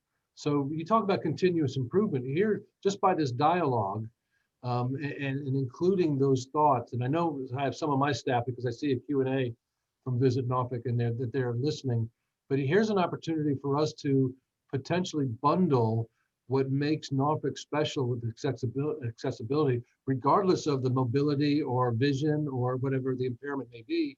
You talk about continuous improvement, it's dialogue like this that creates that opportunity for improvement. And I just wanted to say thank you to Kasha for bringing it to our attention as well. So. And today is International Day of Disabled Persons, by the way. There you go, bingo. Well, and as a parent of two sons that are autistic, Kasha and I have had that conversation, but that's very important to me, because you want to make certain that people who want to work, regardless of their condition, have the ability to work. So I think that's a phenomenal question, Kasha. I think, and I know that or to visit, absolutely. So when they come to town, Kurt, we'll call and you'll get me something special for them. That's a wonderful thing. So I also see that Dr. Janice Underwood has joined us. So I'm excited to see that. Hello to my friend, Dr. Janice Underwood. And Brian, I don't know, how are we doing on time? Yeah, we're going to have to bring this to conclusion so that we can introduce Dr. Underwood. But great discussion. We have probably 15 questions in the queue here, which tells me that we just need to do more of these. We need to keep the dialogue going, need to keep these forums going. And like Howard or somebody said, maybe it was you, Jim, just a sharing of ideas is so valuable with these forums. So, and Brian, Jim, before you can bring it to a close, we'd appreciate it. I would love to say thank you to all of our panelists. There's never enough time to talk about a topic such as this. We can never delve deep enough into it. We could probably spend a full day and still not have enough time. So thank you for taking time out of your busy days to join us and to speak to this very important topic of diversity, equity, and inclusion. Thank you, panelists, a great deal for that. Thank you, Brian and the Chamber for your efforts in putting this together. A special thank you to Ronnie Parker, who really is doing yeoman's work behind the scenes with DE&I for the Chamber. It doesn't go unnoticed. And as I said earlier, the committee that is involved with, whether it be Felicia Blow or Jeff Tanner or, John Carley, and what's the other one, Jim? I forget. I hate mentioning names because my age starts to show, and you know what happens when your age shows, you forget things. But I want to thank everyone on the committee for their efforts. Thank you, Priscilla. I know in the background you've done some work in aiding in this process. So thank you, everyone, for this, and everyone who took time out of their day-to-day to join this. There will be more of these and more of these forums, as Brian has said. So please make certain that you always sign up for this particular forum, and you won't have such a strong moderator. I'm just joking. I'm really not. You won't have me moderating, but you'll have Neka Chiazor, who is equally as talented, or probably more talented, not probably, is more talented than myself. So look forward to that. And Brian, I will sign off as moderator and turn this program back over to you. Thank you so much, Jim. We appreciate your leadership, and not just for this forum, but your leadership as the Vice Chair for Diversity, Equity, and Inclusion for the Chamber in 2020. And again, we look forward to Neka Chiazor taking over for 2021. As I listened to all of the discussion, it reminded me of what Ronnie and I talk about often, and it's that, we're not going to fix all the institutional and unconscious biases out there in the business community. We're not going to do it with this forum. We're not going to do it really in the short term. But you know what? We can sure as heck move the needle. And that's what we're trying to do. We're trying to move the needle to level the playing field so that, again, like I said at the beginning, everyone in the business community has an equal opportunity to succeed, regardless of their race, regardless of their religion, regardless of their gender. And that's what we're trying to do. We want people to be promoted and advanced and get pay raises and those type of things based on their performance and their potential. And that's what we're going for. One of the things that we take a look at here at the Chamber is the impact of COVID-19. And COVID-19 has certainly had a disproportionate effect on our minority community. And joining me now is our health literacy sponsor, Tom Chamberlain. Tom is with Healthier 757, which is powered by Logic, which is a company he runs, and is working on to spread the truth about the virus. And Tom's going to give us a quick 5-minute update on all the great things that Healthier 757 is doing. Tom, over to you. Great. Thank you very much. Can you hear me okay and see my slides, Brian? Yes. Great. Thank you, Brian, and good morning to everyone. I really enjoyed the panelist discussion, and I think what I'm doing with Logics plays right into diversity, inclusion, equity issues. And I'm going to be talking a little bit about what we're doing with Healthier 757, which is powered by Logics, a company that I started. It's a digital health communications, engagement, and education platform that focuses on improving health literacy. And I like the definition of one of our clients, an employer in Pittsburgh, the Allegheny County School Health System, where they describe us as a company that's transforming the way you learn about health. And we do that through education, entertaining, and rewarding individuals through engaging health games. So our focus is on health, but as you'll see toward the end of my comments, we can educate on anything, including DI&E. So we have employers. Jim Bibbs was nice enough to bring our platform into the Port of Virginia with Kathy Vick, and we have Town Bank using it for the last 4 years. So we have employers using our platform to engage their employees and family members to make better healthcare decisions and reduce their healthcare costs and improve the productivity of their workforce. But we see ourselves as an organization in order to educate and empower individuals and contain healthcare costs and really get the outcomes that we're looking for, primarily in chronic conditions. We have to engage people. So engagement is the toughest thing. So we spent a lot of time on building a platform using gamification and game-based learning to educate us. But for the sake of time, I'm going to skip this video, but Ronnie said he would send this 2-minute video out talking about how our platform uses gamification and game-based learning to make learning about health fun, engaging, and rewarding. But this is also an article that was published by Allegheny County in Pittsburgh in their community health magazine, talking about game-based learning and how it can boost your health knowledge. And if we can improve health literacy and in the employer markets around the country, and more people in Hampton Roads are coming on board, including Old Dominion University. So we're doing this in university settings as well. But we really want to do this to build healthy communities. And Healthier 757, we launched back in April, May, when COVID hit. We launched quicker than we anticipated, but we've built a 501c3 free platform to allow our citizens to get access to the information that we're bringing out to employers. This is a brief marketing card that goes into the food boxes for the food banks. You can see that we're going to be advertising around town on billboards, on the radio, on television, in social media. So we're really focusing on Healthier 757, but it's really Rewards for Healthy Living, which is the consumer-facing site. And I'd encourage everyone to go on this site, sign up. And when you sign up, you'll get this platform here, which is pertinent to you. It's personalized to you. But you can see on the platform, I'm doing coronavirus education, diabetes, high blood pressure, high cholesterol. There's an incentive. We're giving someone on December 31st, $5,000. Yesterday, we had drawings of $500, $300, $150 donations to the food banks. And we also have the ability to communicate. This is Governor Northam's video up here. So we can communicate and educate our people. As you go to the coronavirus module, this is our COVID-19 center. And this is just the top of it, but we have a whole course with videos. We link to mental health and to symptoms. And as you scroll down the page, you go to various coronavirus games. And we have a whole host of games. But if we can educate on health, we can easily educate on diversity, equity, and inclusion. And mainly in the community, we can work with our employer customers to develop a module for their employees. But we think, and we heard that from family and messaging out and messaging and feedback in, but we can increase consumer awareness of health disparities, improve access to healthcare information and services. We can help identify barriers and empower our citizens to overcome them. And we can even certify individuals on DE&I or other areas like opioid abuse.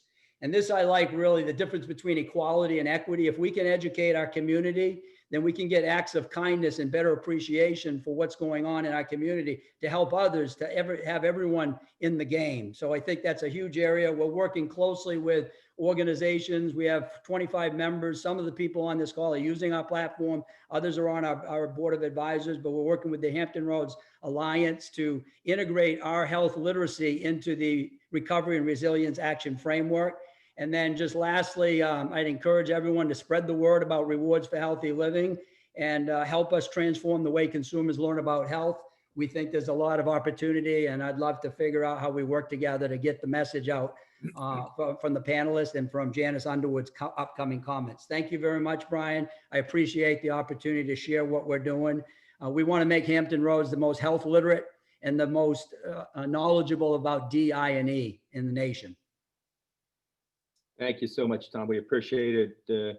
You know, your work and your platform there is extremely important. And we at the Chamber obviously support it, as I know the Alliance and Reinvent and other organizations do.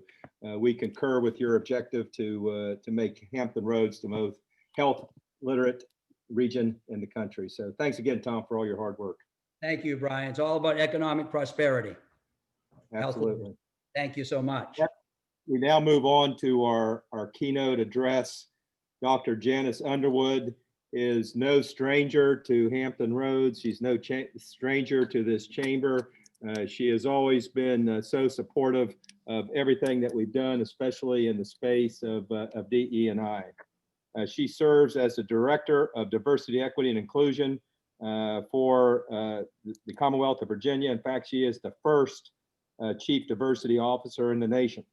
She's committed to addressing racial, ethnic, disability, gender-based, and other cultural inequities in formal and informal policies and practices in the state of Virginia. Many of you heard Dr. Underwood at some of our previous forums. She's always been so gracious with her time, and we appreciate that. She joins us today, and hopefully she'll share some information with us about the One Virginia plan, which she has been working for the Commonwealth.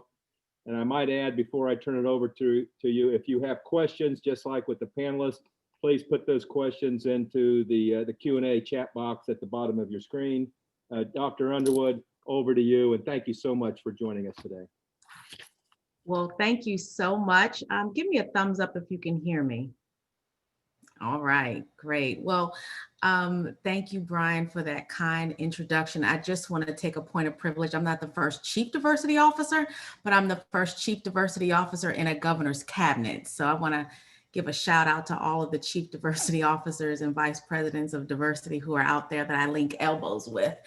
I know several are on the call today. I stand on their shoulders and many of you who are on this call, but greetings to the HR Chamber leadership, in particular, as I mentioned, President Stevens and Priscilla Monty, and a special shout out to Ronnie Parker, the new Chief Diversity Officer for the HR Chamber.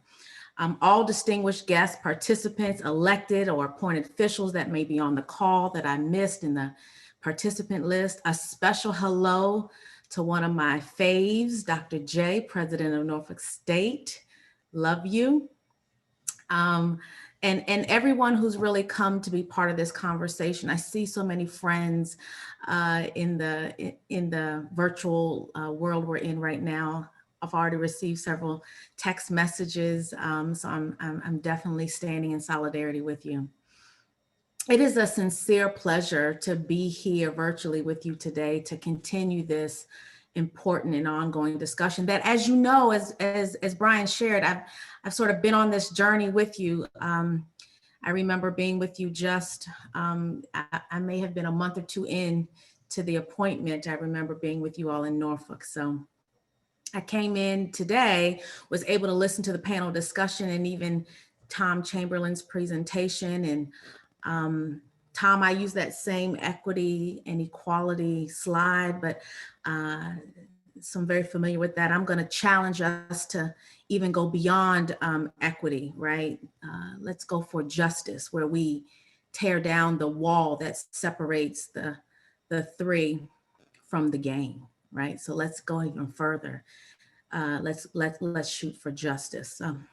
Since I was last with you, so many things have changed, evolved. We've had a national election. The governor's office has made incredible announcements and policy decisions that will change the Commonwealth for generations, that certainly will keep the governor's office of diversity, equity, and inclusion engaged in so many different secretariats. And of course, there's been the expansion of the inaugural office that I lead. And so I want to mention to you that we have several team members that have joined us. Michaela Swam is my executive assistant or executive administrator. Alacia Hackett, who was formerly my special assistant, now serves as our deputy chief diversity officer. Mona Siddiqui is the Deputy Chief Diversity Officer and Senior Policy Advisor in charge of immigration reform. And we have Yawande Austin as a Senior Advisor to the Chief Diversity Officer. And so this incredible all-star dream team of superheroes is what I call them, are really coming together just this past 2 weeks officially. We were announced, I announced them, I believe, November 6th, and they have hit the ground running. They haven't looked back. I think they're probably shell shocked about all the stuff that's going on in the office and all the responsibility that we have, but it truly is, for me, the greatest professional honor to serve in this way as the first cabinet level chief diversity officer for a governor's office. But in the words of one of my sorority sisters, while I'm the first, I won't be the last. And so I'm making sure that this position is protected for all future generations. It was codified, and now I'm working with all other states, many other states, not all, but many other states through the National Governors Association to make sure that this position exists nationally in other states. So I believe you have a slide deck for me. If that slide deck could, is that up? Perfect. If you could, I'll just say next slide, if you don't mind. All right. So I appreciate the invitation to be with you today to discuss best practices in implementing diversity, equity, and inclusive excellence. I say that instead of just inclusion because, you know, there's an allusion to inclusion, and I want to make sure we talk about it in the sense of inclusive excellence, which to me means confronting systems that are a barrier to senses of belongingness. Jim Bibbs said it best: you could have inequity even if it was a two-person team. And so how do we make sure that there's a sense of an empowered expectation for belongingness? So I often like to start with this slide as I open, because many Virginians and one Commonwealth is who we are and who we want to be, and I believe who we need to strive to be. And it really is the impetus in my mind for the One Virginia plan, which I'll talk to you in a little bit more in just a few seconds. And so, so this is where I'd like to start. Next slide. Our shared goal is really to develop Virginia into an inclusive state where all people can live, learn, work, and thrive. And so everything that we do should always pin back to that. So everything that my office does, if it doesn't support that shared mission or that shared goal towards us becoming one Commonwealth, then I really don't want to waste my time to do it. Next slide. Richard Rothstein is a distinguished fellow of the Economic Policy Institute, and he wrote the book, The Color of Law: A Forgotten History of How Our Government Segregated America. And I often bring this book up. It's one of my favorite books to read, and sometimes I go back and reread passages. But in this book, he famously says, government, go back one, government has an obligation to remedy structural racism regardless of its cause decades ago. He also suggested in this book that if inequity was, quote, created by undefined private prejudices, it is too easy to believe that it can only be reversed in some mysterious way by a change in people's hearts. And there are many folks who think that we just need to change the hearts and minds of people and then we can change policy. Well, sometimes what we need to do is we need to change policy, and eventually hearts and minds will change as well. And that can be no more explicitly seen as we think about, you know, the laws that we've created, right? So that have supposedly desegregated schools. I mean, we have the Civil Rights Act of 1964. And of course, as you know, many people in Virginia were like, meh, no, I don't think so. And so we had this phenomenon of massive resistance. And so eventually through those policy changes, we've seen where we've had to change laws because some people suggest an adherence to the rule of law only when it's laws that they want to, you know, uphold and upholds their sometimes racist, structurally inequitable ideologies. So next slide.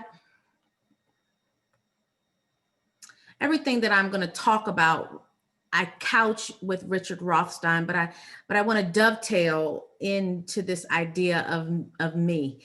Many of you may remember me on my first day when the announcement came out that I was the nation's first cabinet level CDO, but this was a long road. There was a long road to get me to this point. And so there may be people on the line that don't really know who I am. And so I just want to introduce myself to you, this idea of my equity story, not necessarily because I want to just talk about myself, because those who really know me know that I would prefer not, because there's nothing really special about me, but or exceptional. I'm just Janice, right?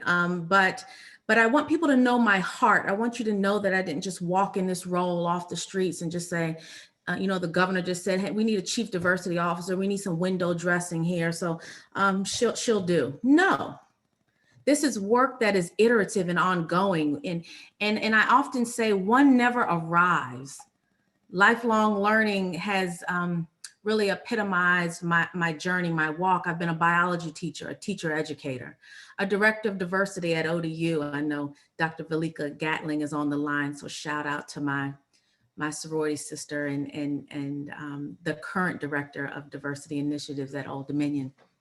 But I'm also an equity reformer, a community member, an activist, a daughter, a wife, a mom. And all of those identities sort of intersect to create who I am. I'm not just one thing. You're not just one thing. So I ask you, what is your equity story? How are you engaging in lifelong learning that better situates you to work with different people and leverage the strengths of and return on investment for the diversity that we seek, even if it is, as Jim Bibb said, with just one person, that two-person organization. And the larger organizations that are represented on this call are in Hampton Roads. Are you willing to share your equity story? And that's the question. That's how we move from here to there. You know, are you willing to do the introspective work? So I just challenge you. What is your equity story? And are you willing to share it? Next slide. The reason why I say that is, or I talk about my equity story and really challenge you to share your equity story, is changing long-held structural inequity must include intentional strategic planning and policy, legislative and programmatic interventions. And I've heard some of those talked about today, but really sort of triangulating all of those things are what we need. You can't just want to wish oppression away.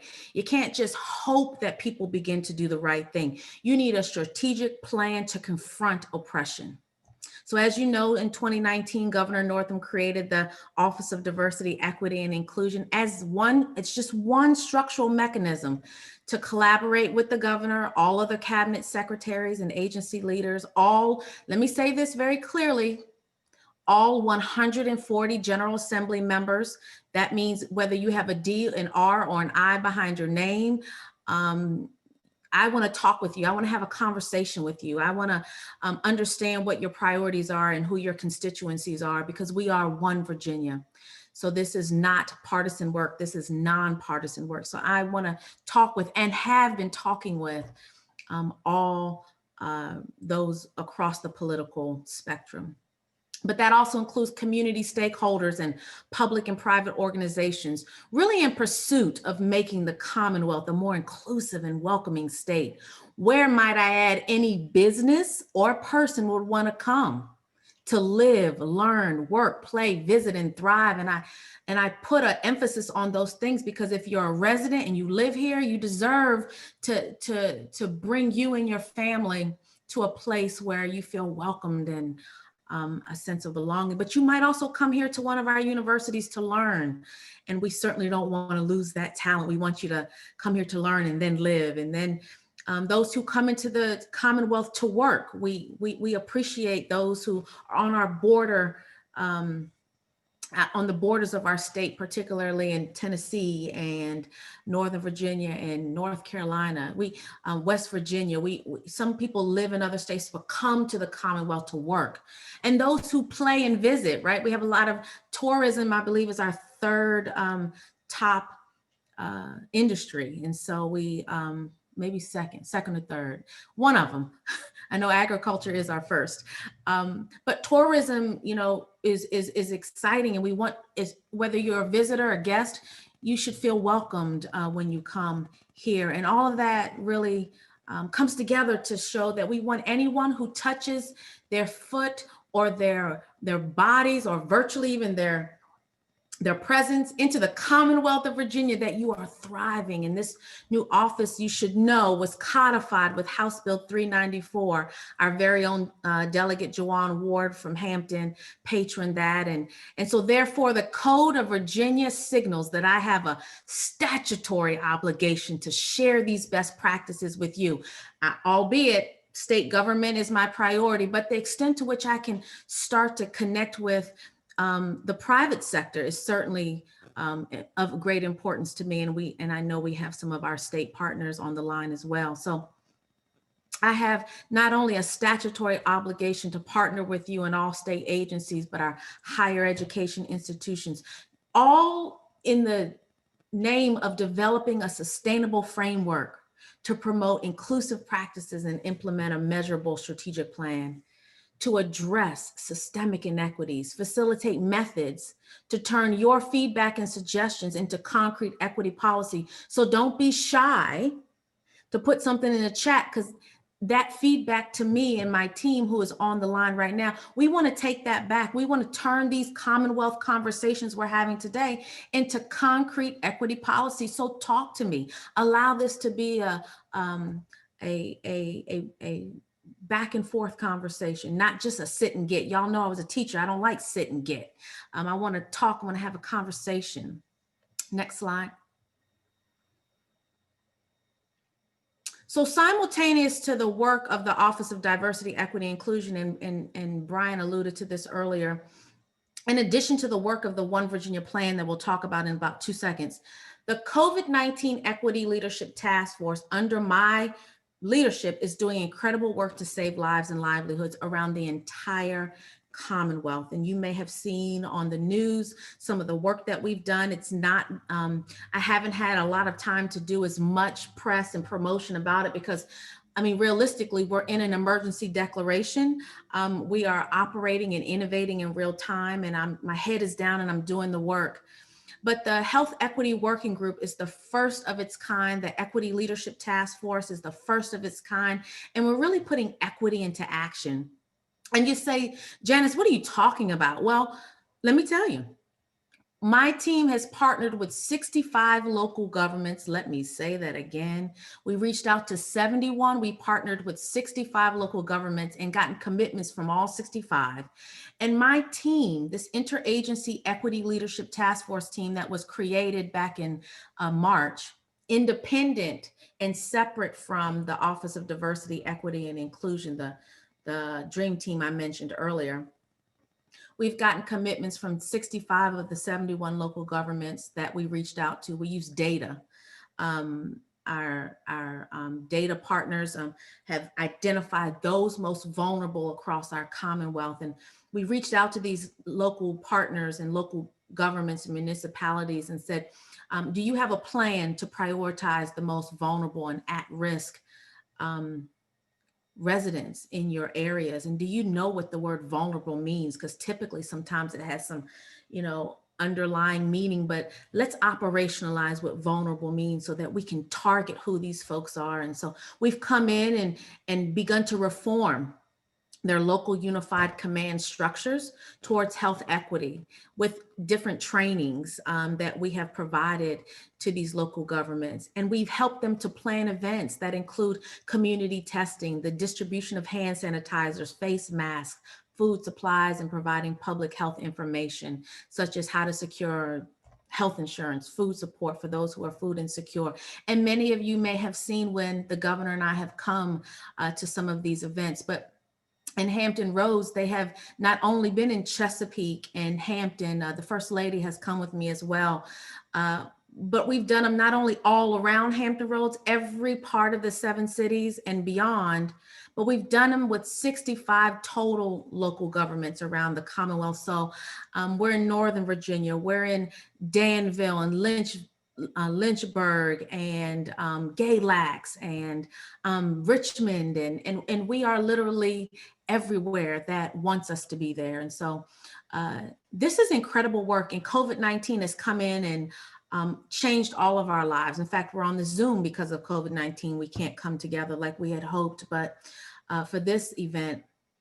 But that hasn't stopped my office from trying to figure out how do we prioritize vulnerable communities in transformative ways so that we can save lives and livelihoods. And I'll be honest with you, as my team meets with all other states, we have not found another state doing this work at this level to scale yet.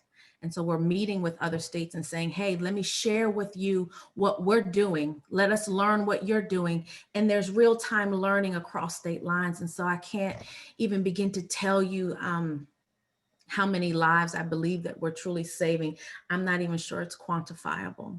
So I wanted to share that with you just very quickly, because I thought it's important for you to know that we're really operating in real time to save lives. And this group that I'm leading, this leadership team, is now transferring all of that equity expertise to our vaccine work group and our vaccine implementation plans. And so the good news is there's a vaccine on the way, but the bad news is, if we can just be honest, a lot of people have reservations about the vaccine. There's hope on the horizon, but some people are saying, I can't wait to take.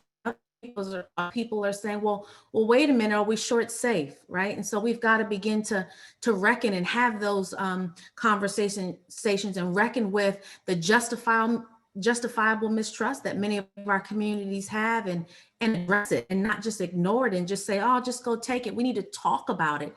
And we're having those conversations. So stay tuned. Brian, I'll be sending you information about 7 or 8 town halls that we'll be having all around the Commonwealth. And we definitely are going to be prioritizing the Hampton Roads area, because, you know, someone I know lives in Hampton Roads too. So I have a bias towards Hampton Roads, if you will. But anyway, next slide. So let's get back to your organizations, because several of you have been on the call and you've been having these robust conversations, especially with the panel earlier. So I'd like to start with a bit of a personal assessment for each of you. As you think about your positionality in your organization and who you are and who the organization is, no matter where you sit in the organization, implementing DE&I initiatives in any organization starts with transparent reflection and assessment. And if you agree with me, give me some snaps. Give me some snaps. You got to be real, right? So before any of you or anybody you know that you're encouraging to do this can start their diversity strategic planning or implementing a diversity initiative, whether it be hiring a diversity officer, you must assess your systems, policies, traditions, and practices to learn what you're doing, create a baseline, and then what should you do. So let's take a look at this slide real quickly, just kind of zoom in a bit. Most organizations, both public and private, align with the compliance little block. You see that there? This really means adhering to EEOC statutes and expectations. This is an over-exemplification of doing the bare minimum to, let's say, stay out of legal trouble. It's true for most institutions of higher ed, state agencies, and all those organizations represented by those who may be tuning in with us this afternoon. And it's not something I think people understand as a negative. They're like, hey, we're doing enough. Well, I'm here and I'm going to turn this presentation to being in that compliance section is not enough. And you could be gaining so much more if you move to the right of this continuum. Because our goal must be inclusive excellence, where organizations intentionally leverage and optimize individual differences as a source of strength and institutional effectiveness. And at this level, there is a clear, strong affirmation and respect for operationalizing DE&I or inclusive excellence. So much so it's tangible. People know what it looks like. They know how to talk about it. It's almost like you can touch it, you can compare it, you can see it. So let's talk a bit about how the One Virginia Plan operationalizes DE&I. Let me talk a little bit about the One Virginia Plan. Next slide.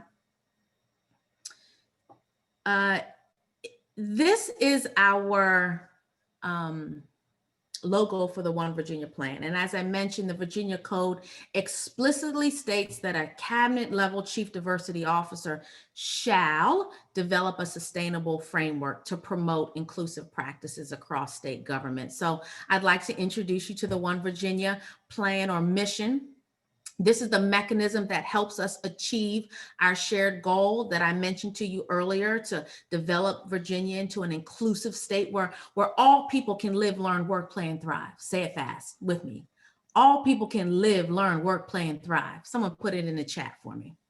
But the The One Virginia Plan is the first statewide effort nationally to promote a comprehensive DE&I agenda to advance strategic and systemic change statewide. It is based on the Inclusive Excellence Theoretical Framework, so my higher ed partners will be very familiar with that, but some of our private business partners may not. So I'm going to talk a little bit about that.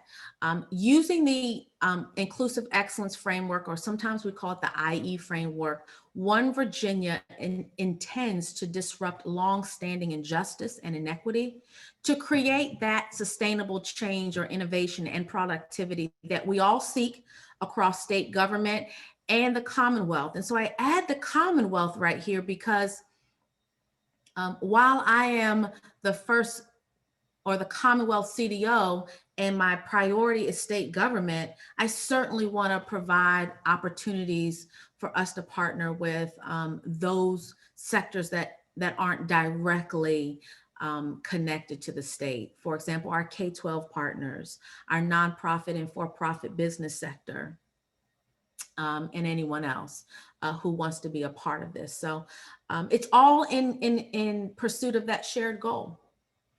So this plan was developed in collaboration with the Virginia Department of Human Resource Management, or what we call DHRM.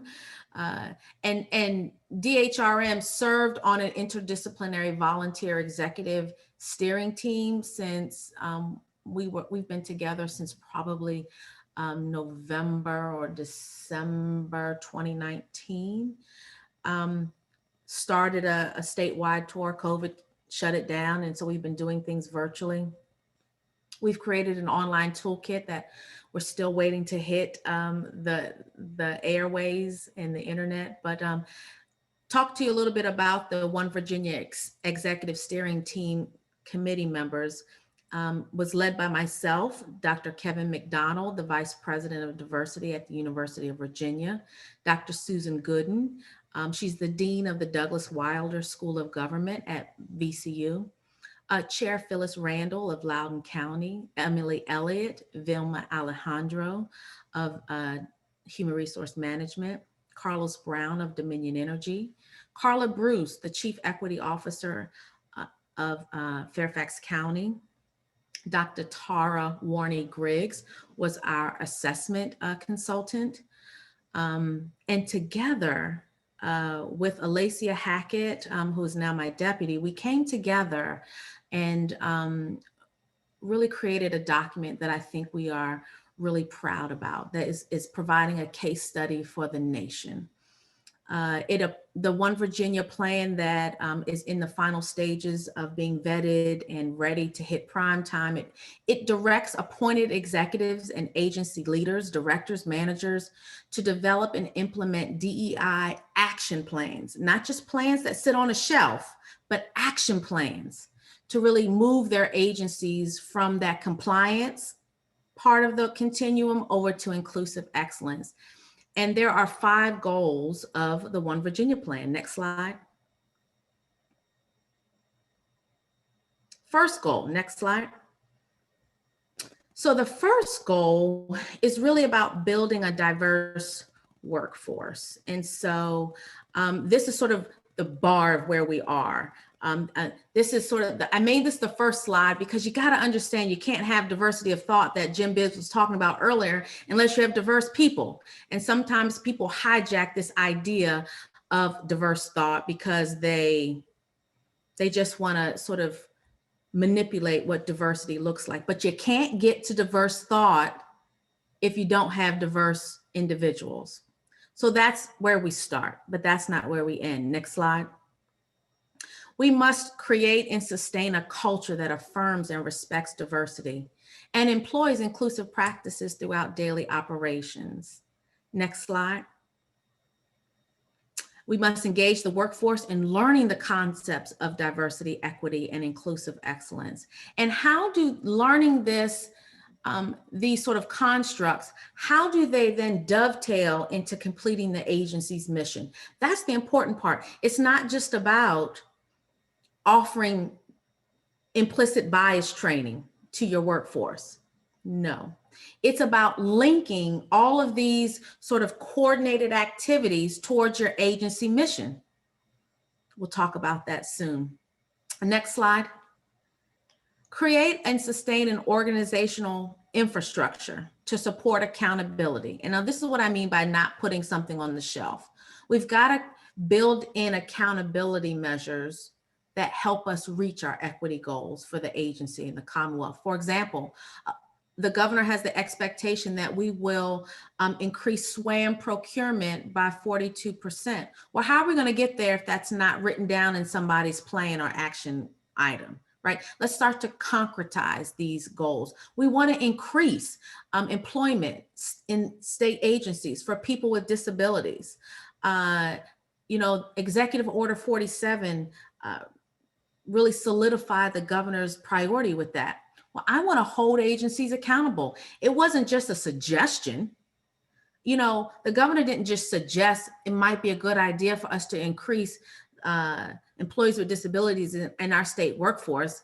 If you like to do it, sure. No, I'm holding agencies accountable because that is the priority of the governor and therefore mine. So I like to often say I'm kicking in doors and taking names, and I ain't playing games. So we're going to create accountability in these action plans, not just to sit on the shelf and collect dust. And then next slide, the last goal. There's a focus on community engagement activities that really link the institution, the state agency, the organization's mission towards community engagement. And how do we improve community outcomes because that organization exists? And so the plan that comes out to achieve all 5 of these goals, you'll be given once it hits my website, and we're able to sort of release it. Right now it's embargoed, but I'm sharing a little bit with you all. This plan has strong bones, and it has all aspects of any strategic planning document, but it's nimble enough to be individualized to meet the needs of every single person's organization that's on this Zoom call today and everywhere across the Commonwealth. That's how much the inclusive excellence framework is not only robust, but relevant and applicable to all settings. So the toolkit that you will see coming out very soon will have this template that will help you individualize these goals and really help you with wordsmithing, PowerPoints describing the One Virginia plan and metrics, possible metrics. There'll be Excel spreadsheets. It'll be a menu of different ways to word these goals and objectives. There'll be a principles of community adaptable Word document where you can insert your agency or your organization or your business name. There will be SMART goal planning worksheets, a sample implementation plan and evaluation plan for you, and tons of learning resources for ongoing learning and professional development. Next slide. So I'd like to just talk a little bit about the benefits of diversity, equity, and inclusion. And the reason why I want to do this is because everyone says DE&I. Some people say DIE, which is kind of weird because that's die. I don't know if we want to do that, or they say IDE. No, they say EDI, a lot of people say. But no matter what, diversity, equity, and inclusion efforts, if you don't know the benefits of them, then what's the point? So some of these benefits include a return on investment.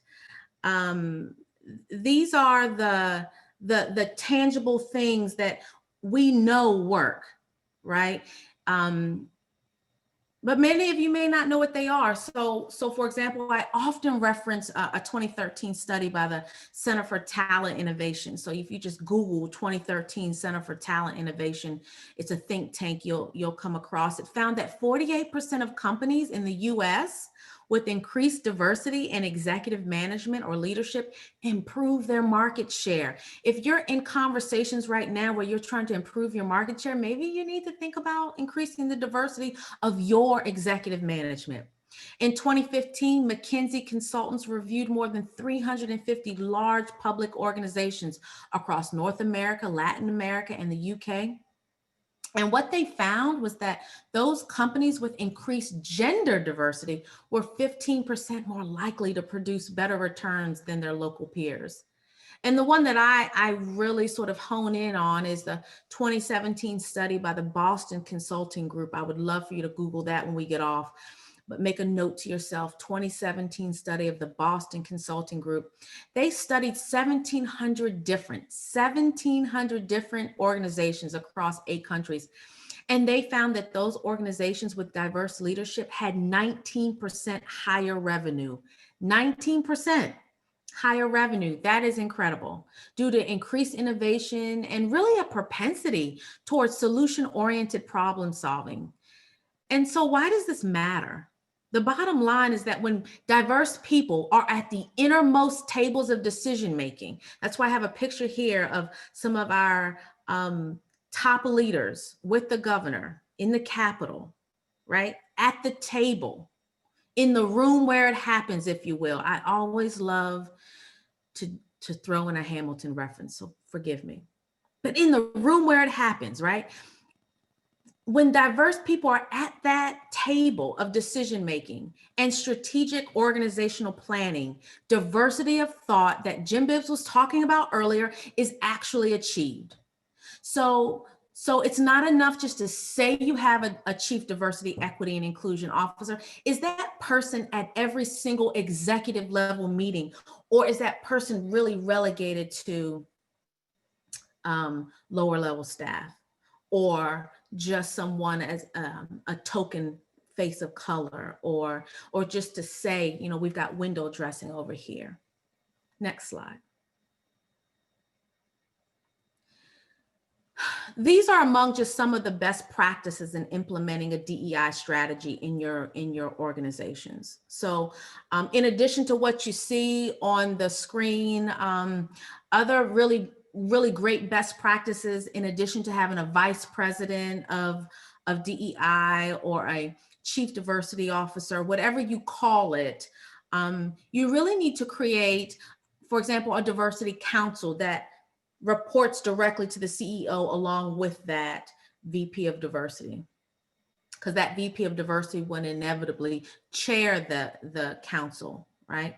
The council, once you create a diversity council, that diversity council will engage every aspect of your organization, right? So the forming of this council must be carefully vetted and protected. And so if you're in a institution of higher ed, maybe you have a representative from each college, right? Each department, or if you're in a company, maybe it's each department or each floor, each level of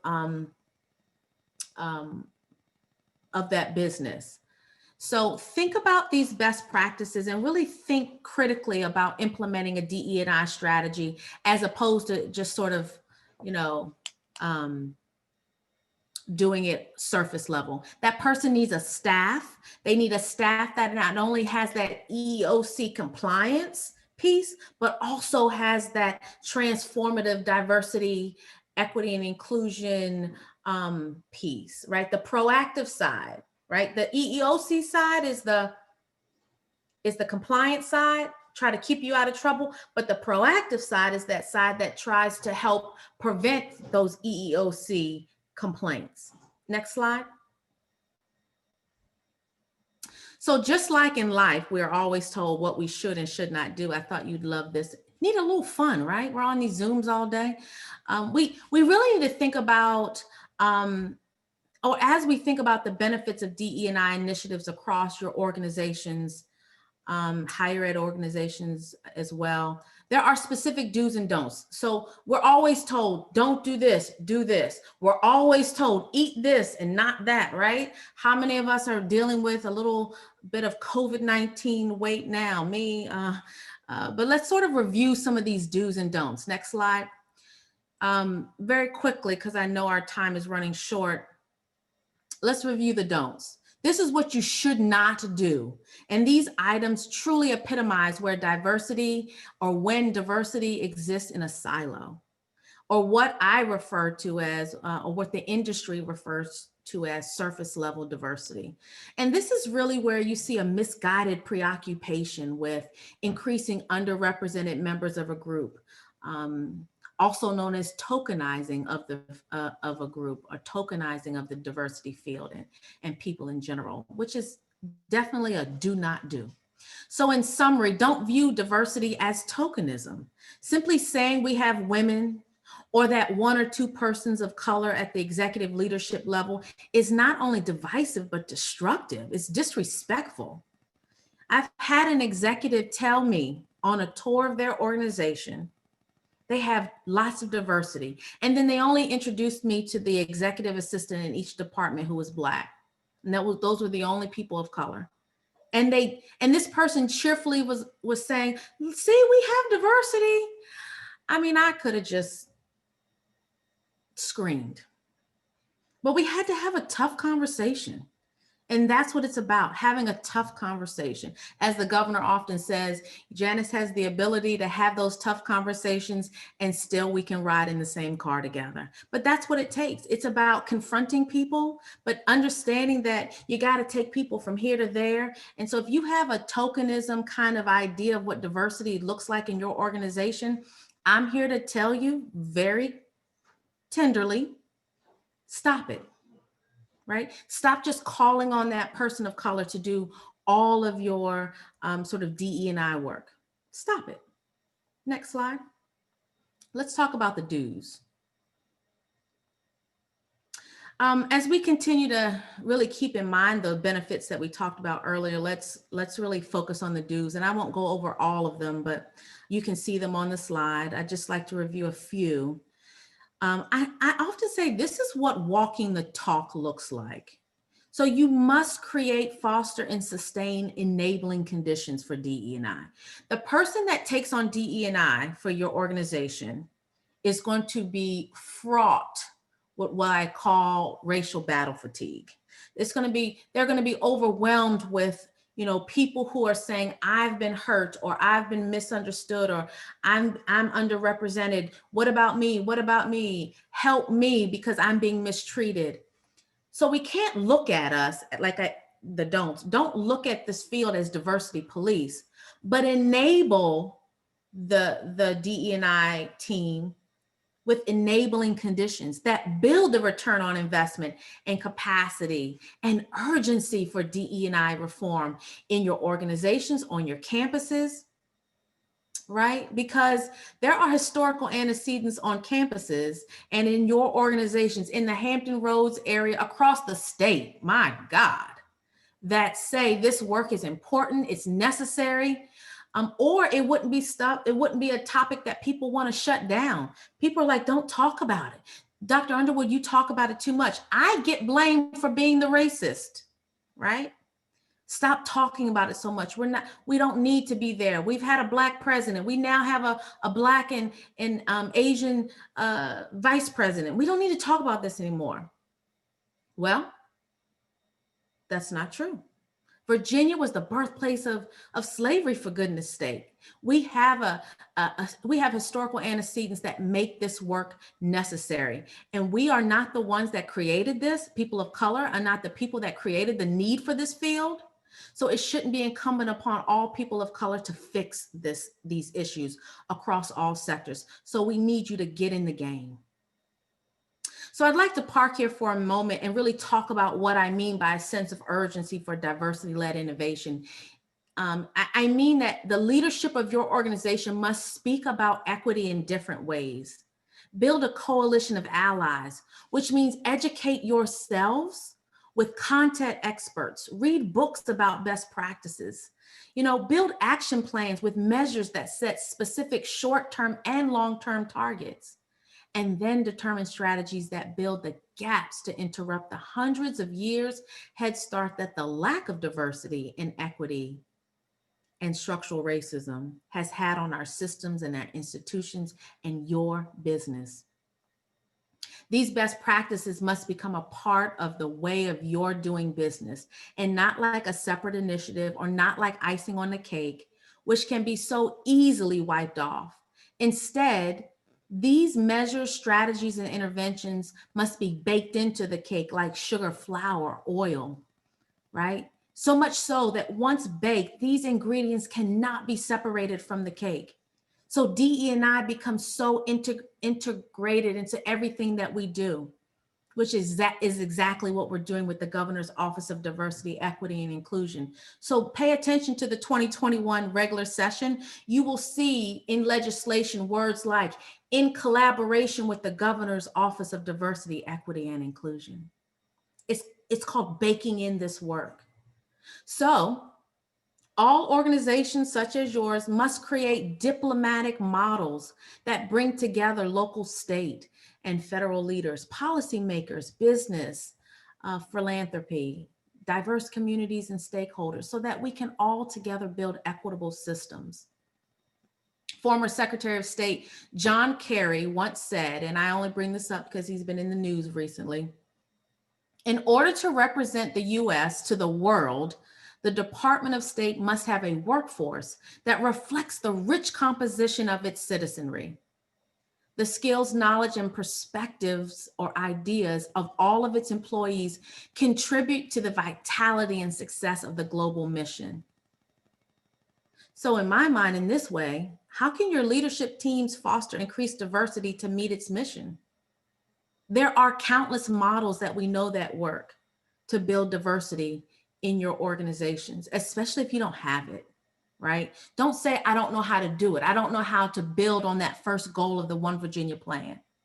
We know that there are models that work that can help you. For example, Secretary Colin Powell's Diplomatic Readiness Initiative in 2001 increased diversity of its foreign service officers hired, the minority foreign services officers hired from a measly 12% to 21% in just 5 years. And I only bring that example up because that was identified as one of the hardest sectors to diversify. But he did it. Other initiatives at the State Department include the Pickering Fellowship and others. I'll say when they were actually once properly funded, elevated, and executed, but I digress on that.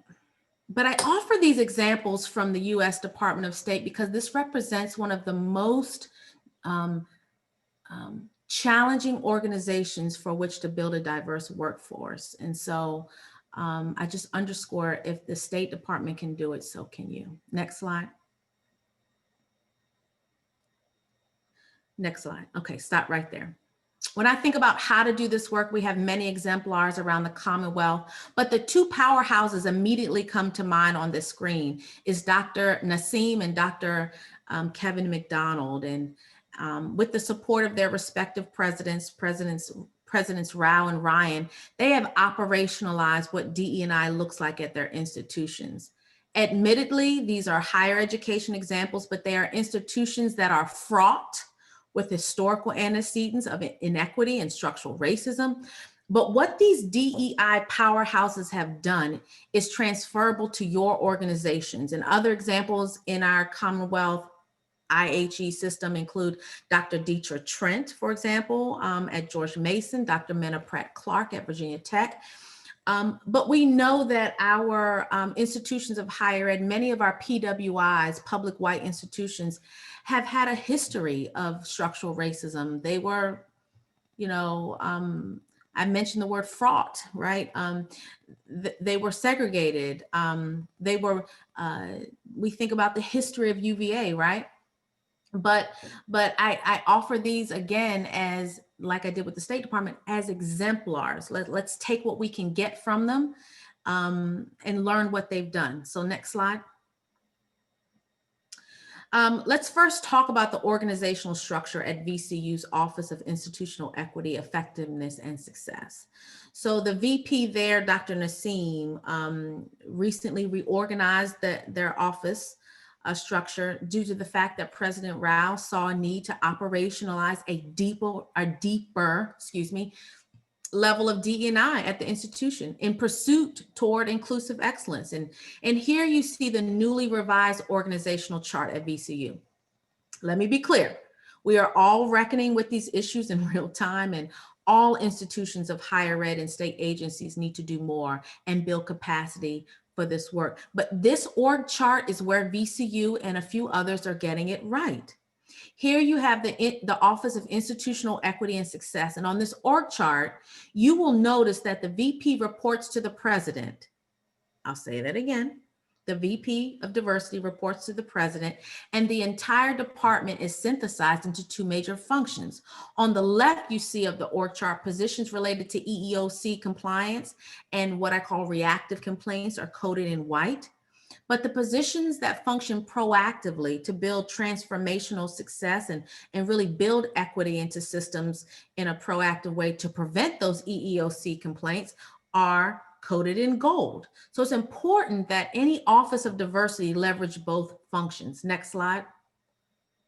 And I just highlight those positions in gold for you real quickly because I think it's important to see what they could look like. Take a look at the various positions related to those more proactive diversity initiatives, like an Associate VP of Diversity, Assistant VP of Transformative Access, Executive Director of Diversity and Inclusion, Data Integration Center. Next slide.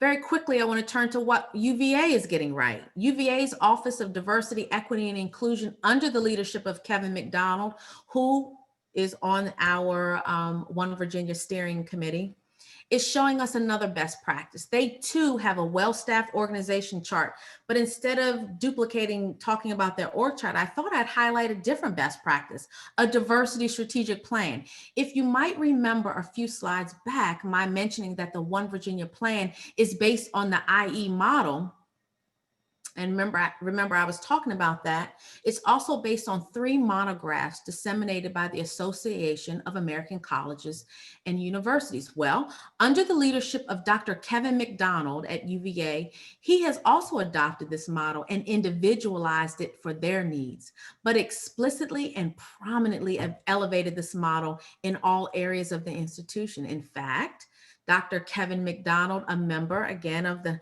steering committee, the One Virginia Steering Committee, in his short tenure has championed this work into the community of Charlottesville with the local school system and other public and private organizations.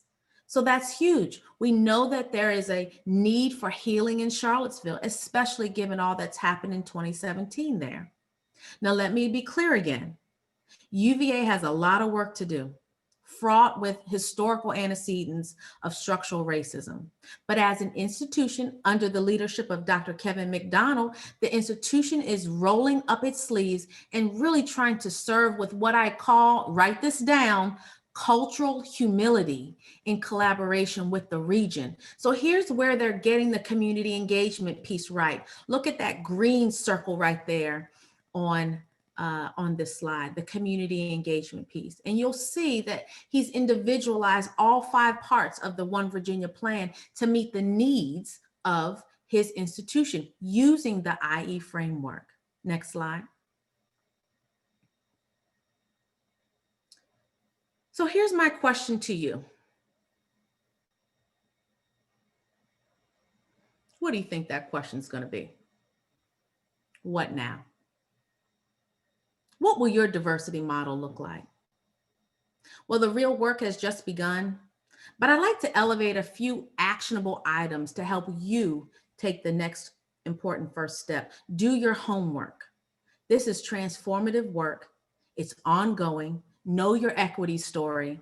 It requires us to prepare for the long pass, not the short goal. 2, engage in honest dialogue. One of the most difficult things to do is to look at ourselves. But as Richard Rothstein expressed, if we can create these inequities, then we can uncreate them. And it is our obligation to, in fact, do so. So this work really goes beyond just creating a VP of diversity role. But if or when you do create a VP of diversity role, make sure it has a clear job description that epitomizes all the best practices we've discussed. You might even consider a search firm to support you in this work. As you all seek a new VP of diversity, if that's what you're trying to do, or diversity council, or consider really taking a look at the One Virginia plan, because really you can go ahead and pay someone $50,000 to $100,000 to do the strategic planning, but I'll have all the resources on my website just for you. So please do go to our website and take a look at what we have there.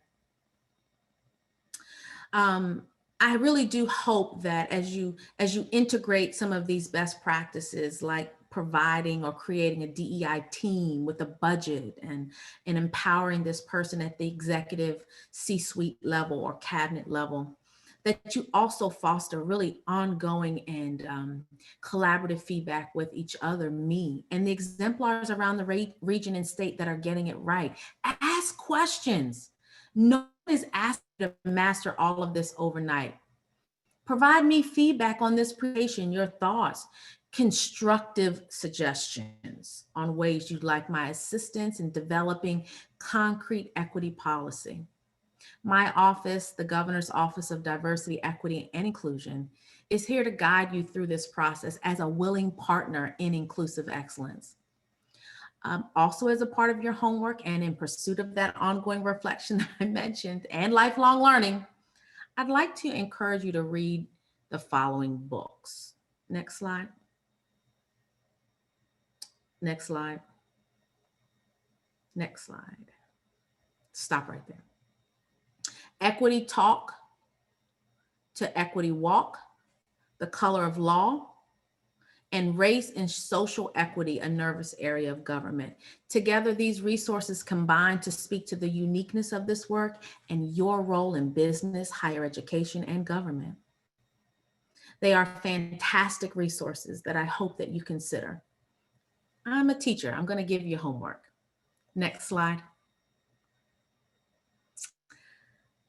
Before I close, I'd like to leave you with a quote from Dr. Susan Gooden, another person on our One Virginia steering committee from the School of Government at VCU.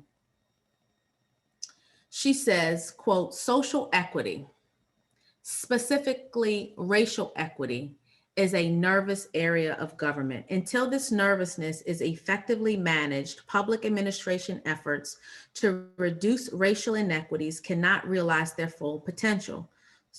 And so let's think about what that quote means. I'd like to end this presentation by saying, I know this is hard work. I know this makes a lot of people uncomfortable, but I'm excited and hopeful about every single person on this call, every organization that wants to join this work. As Brian said earlier, we're not going to change everyone's mind, and I'm not here to do that. But the ones that really want to do this work and reach that 19% increased profit share, let me just put it like that, reaching its full potential,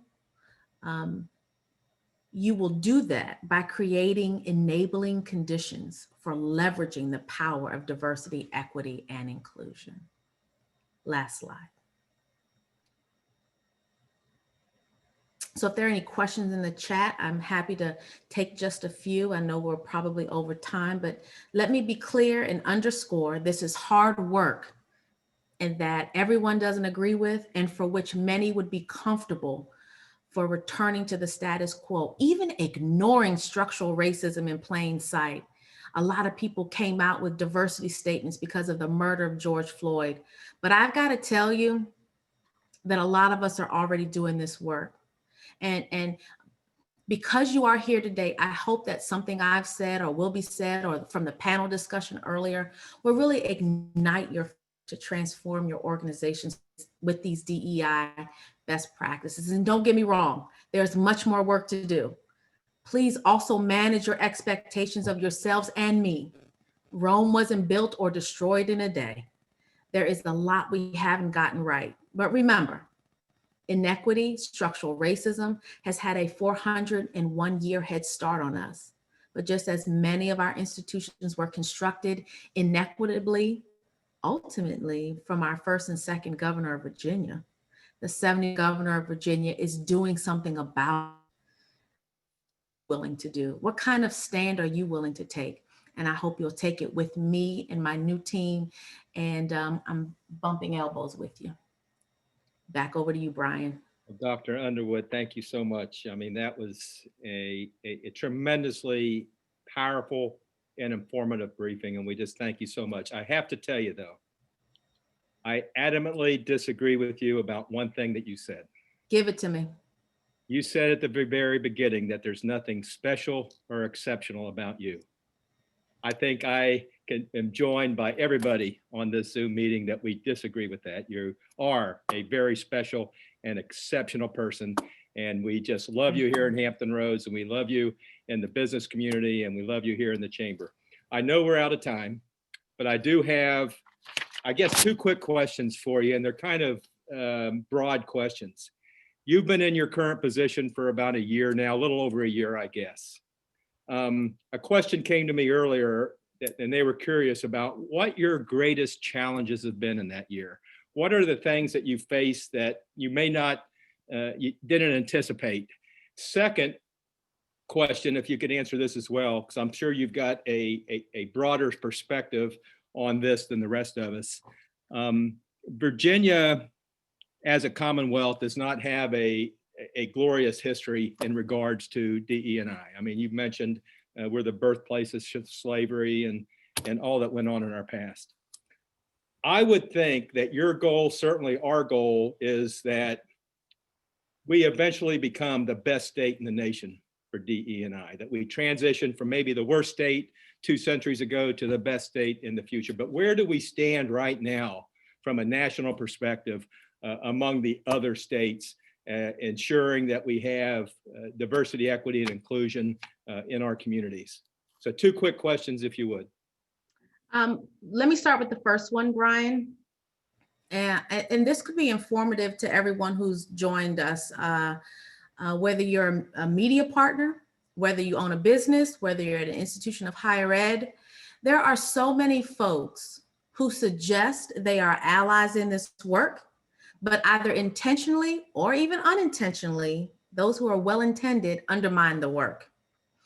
And so it's been very difficult to negotiate and synthesize that and really help people understand that just because you say you're progressive or that you're a DEI champion. I mean, I've had people say to me, and I quote, "Dr. Underwood, you won't find a bigger champion for diversity, equity, and inclusion than me.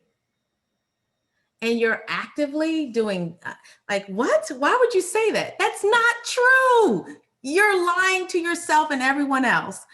And so now I'm just sort of uncut right now. But so people who suggest they are allies and they are actively or unintentionally undermining the work is difficult because you take 2 steps up and 2 steps back. The other thing are those folks who are the advocates and they're just so damn woke that they have that cancel culture kind of thing. And I got an email the other day that said, "Dr. Underwood, did you see this in the paper about this state employee who took a stand? And because you ain't doing nothing, right? You obviously don't care about the state workforce." And I mean, in the email, cussed me out, upside one down the other, insulted me, called me every name but a child of God. And this is somebody who advocates for people with disabilities, for people of color, and they are all about sort of just calling people out. But people don't understand that, you know, I'm here to support all communities, but you got to also manage your expectations too, right? I can't come in and just blow up the entire system. I've got to do both things. You've got to negotiate in the system and you've got to undo the system and rebuild the system back up again to make it equitable, because we're all operating in inequitable systems that were built this way on purpose. They are working just fine. They don't want people like me in these systems. So having realistic expectations for even those who are champions is also important. And we got to stop being so damn woke. You know, if we make a mistake and we're committed to having tough conversations, there's got to be a restorative path back when we make a mistake, when we say the wrong thing that we didn't mean to say, or we didn't know was offensive, right? Someone privately chatted me and said, you know, congratulated me on something, and it was a backward compliment and it was very offensive. I didn't just sort of just ream the person that said this, that offered this microaggression to me, but I'm going to have to confront the person. But I often say, sometimes you got to carefront people, right? With care and compassion.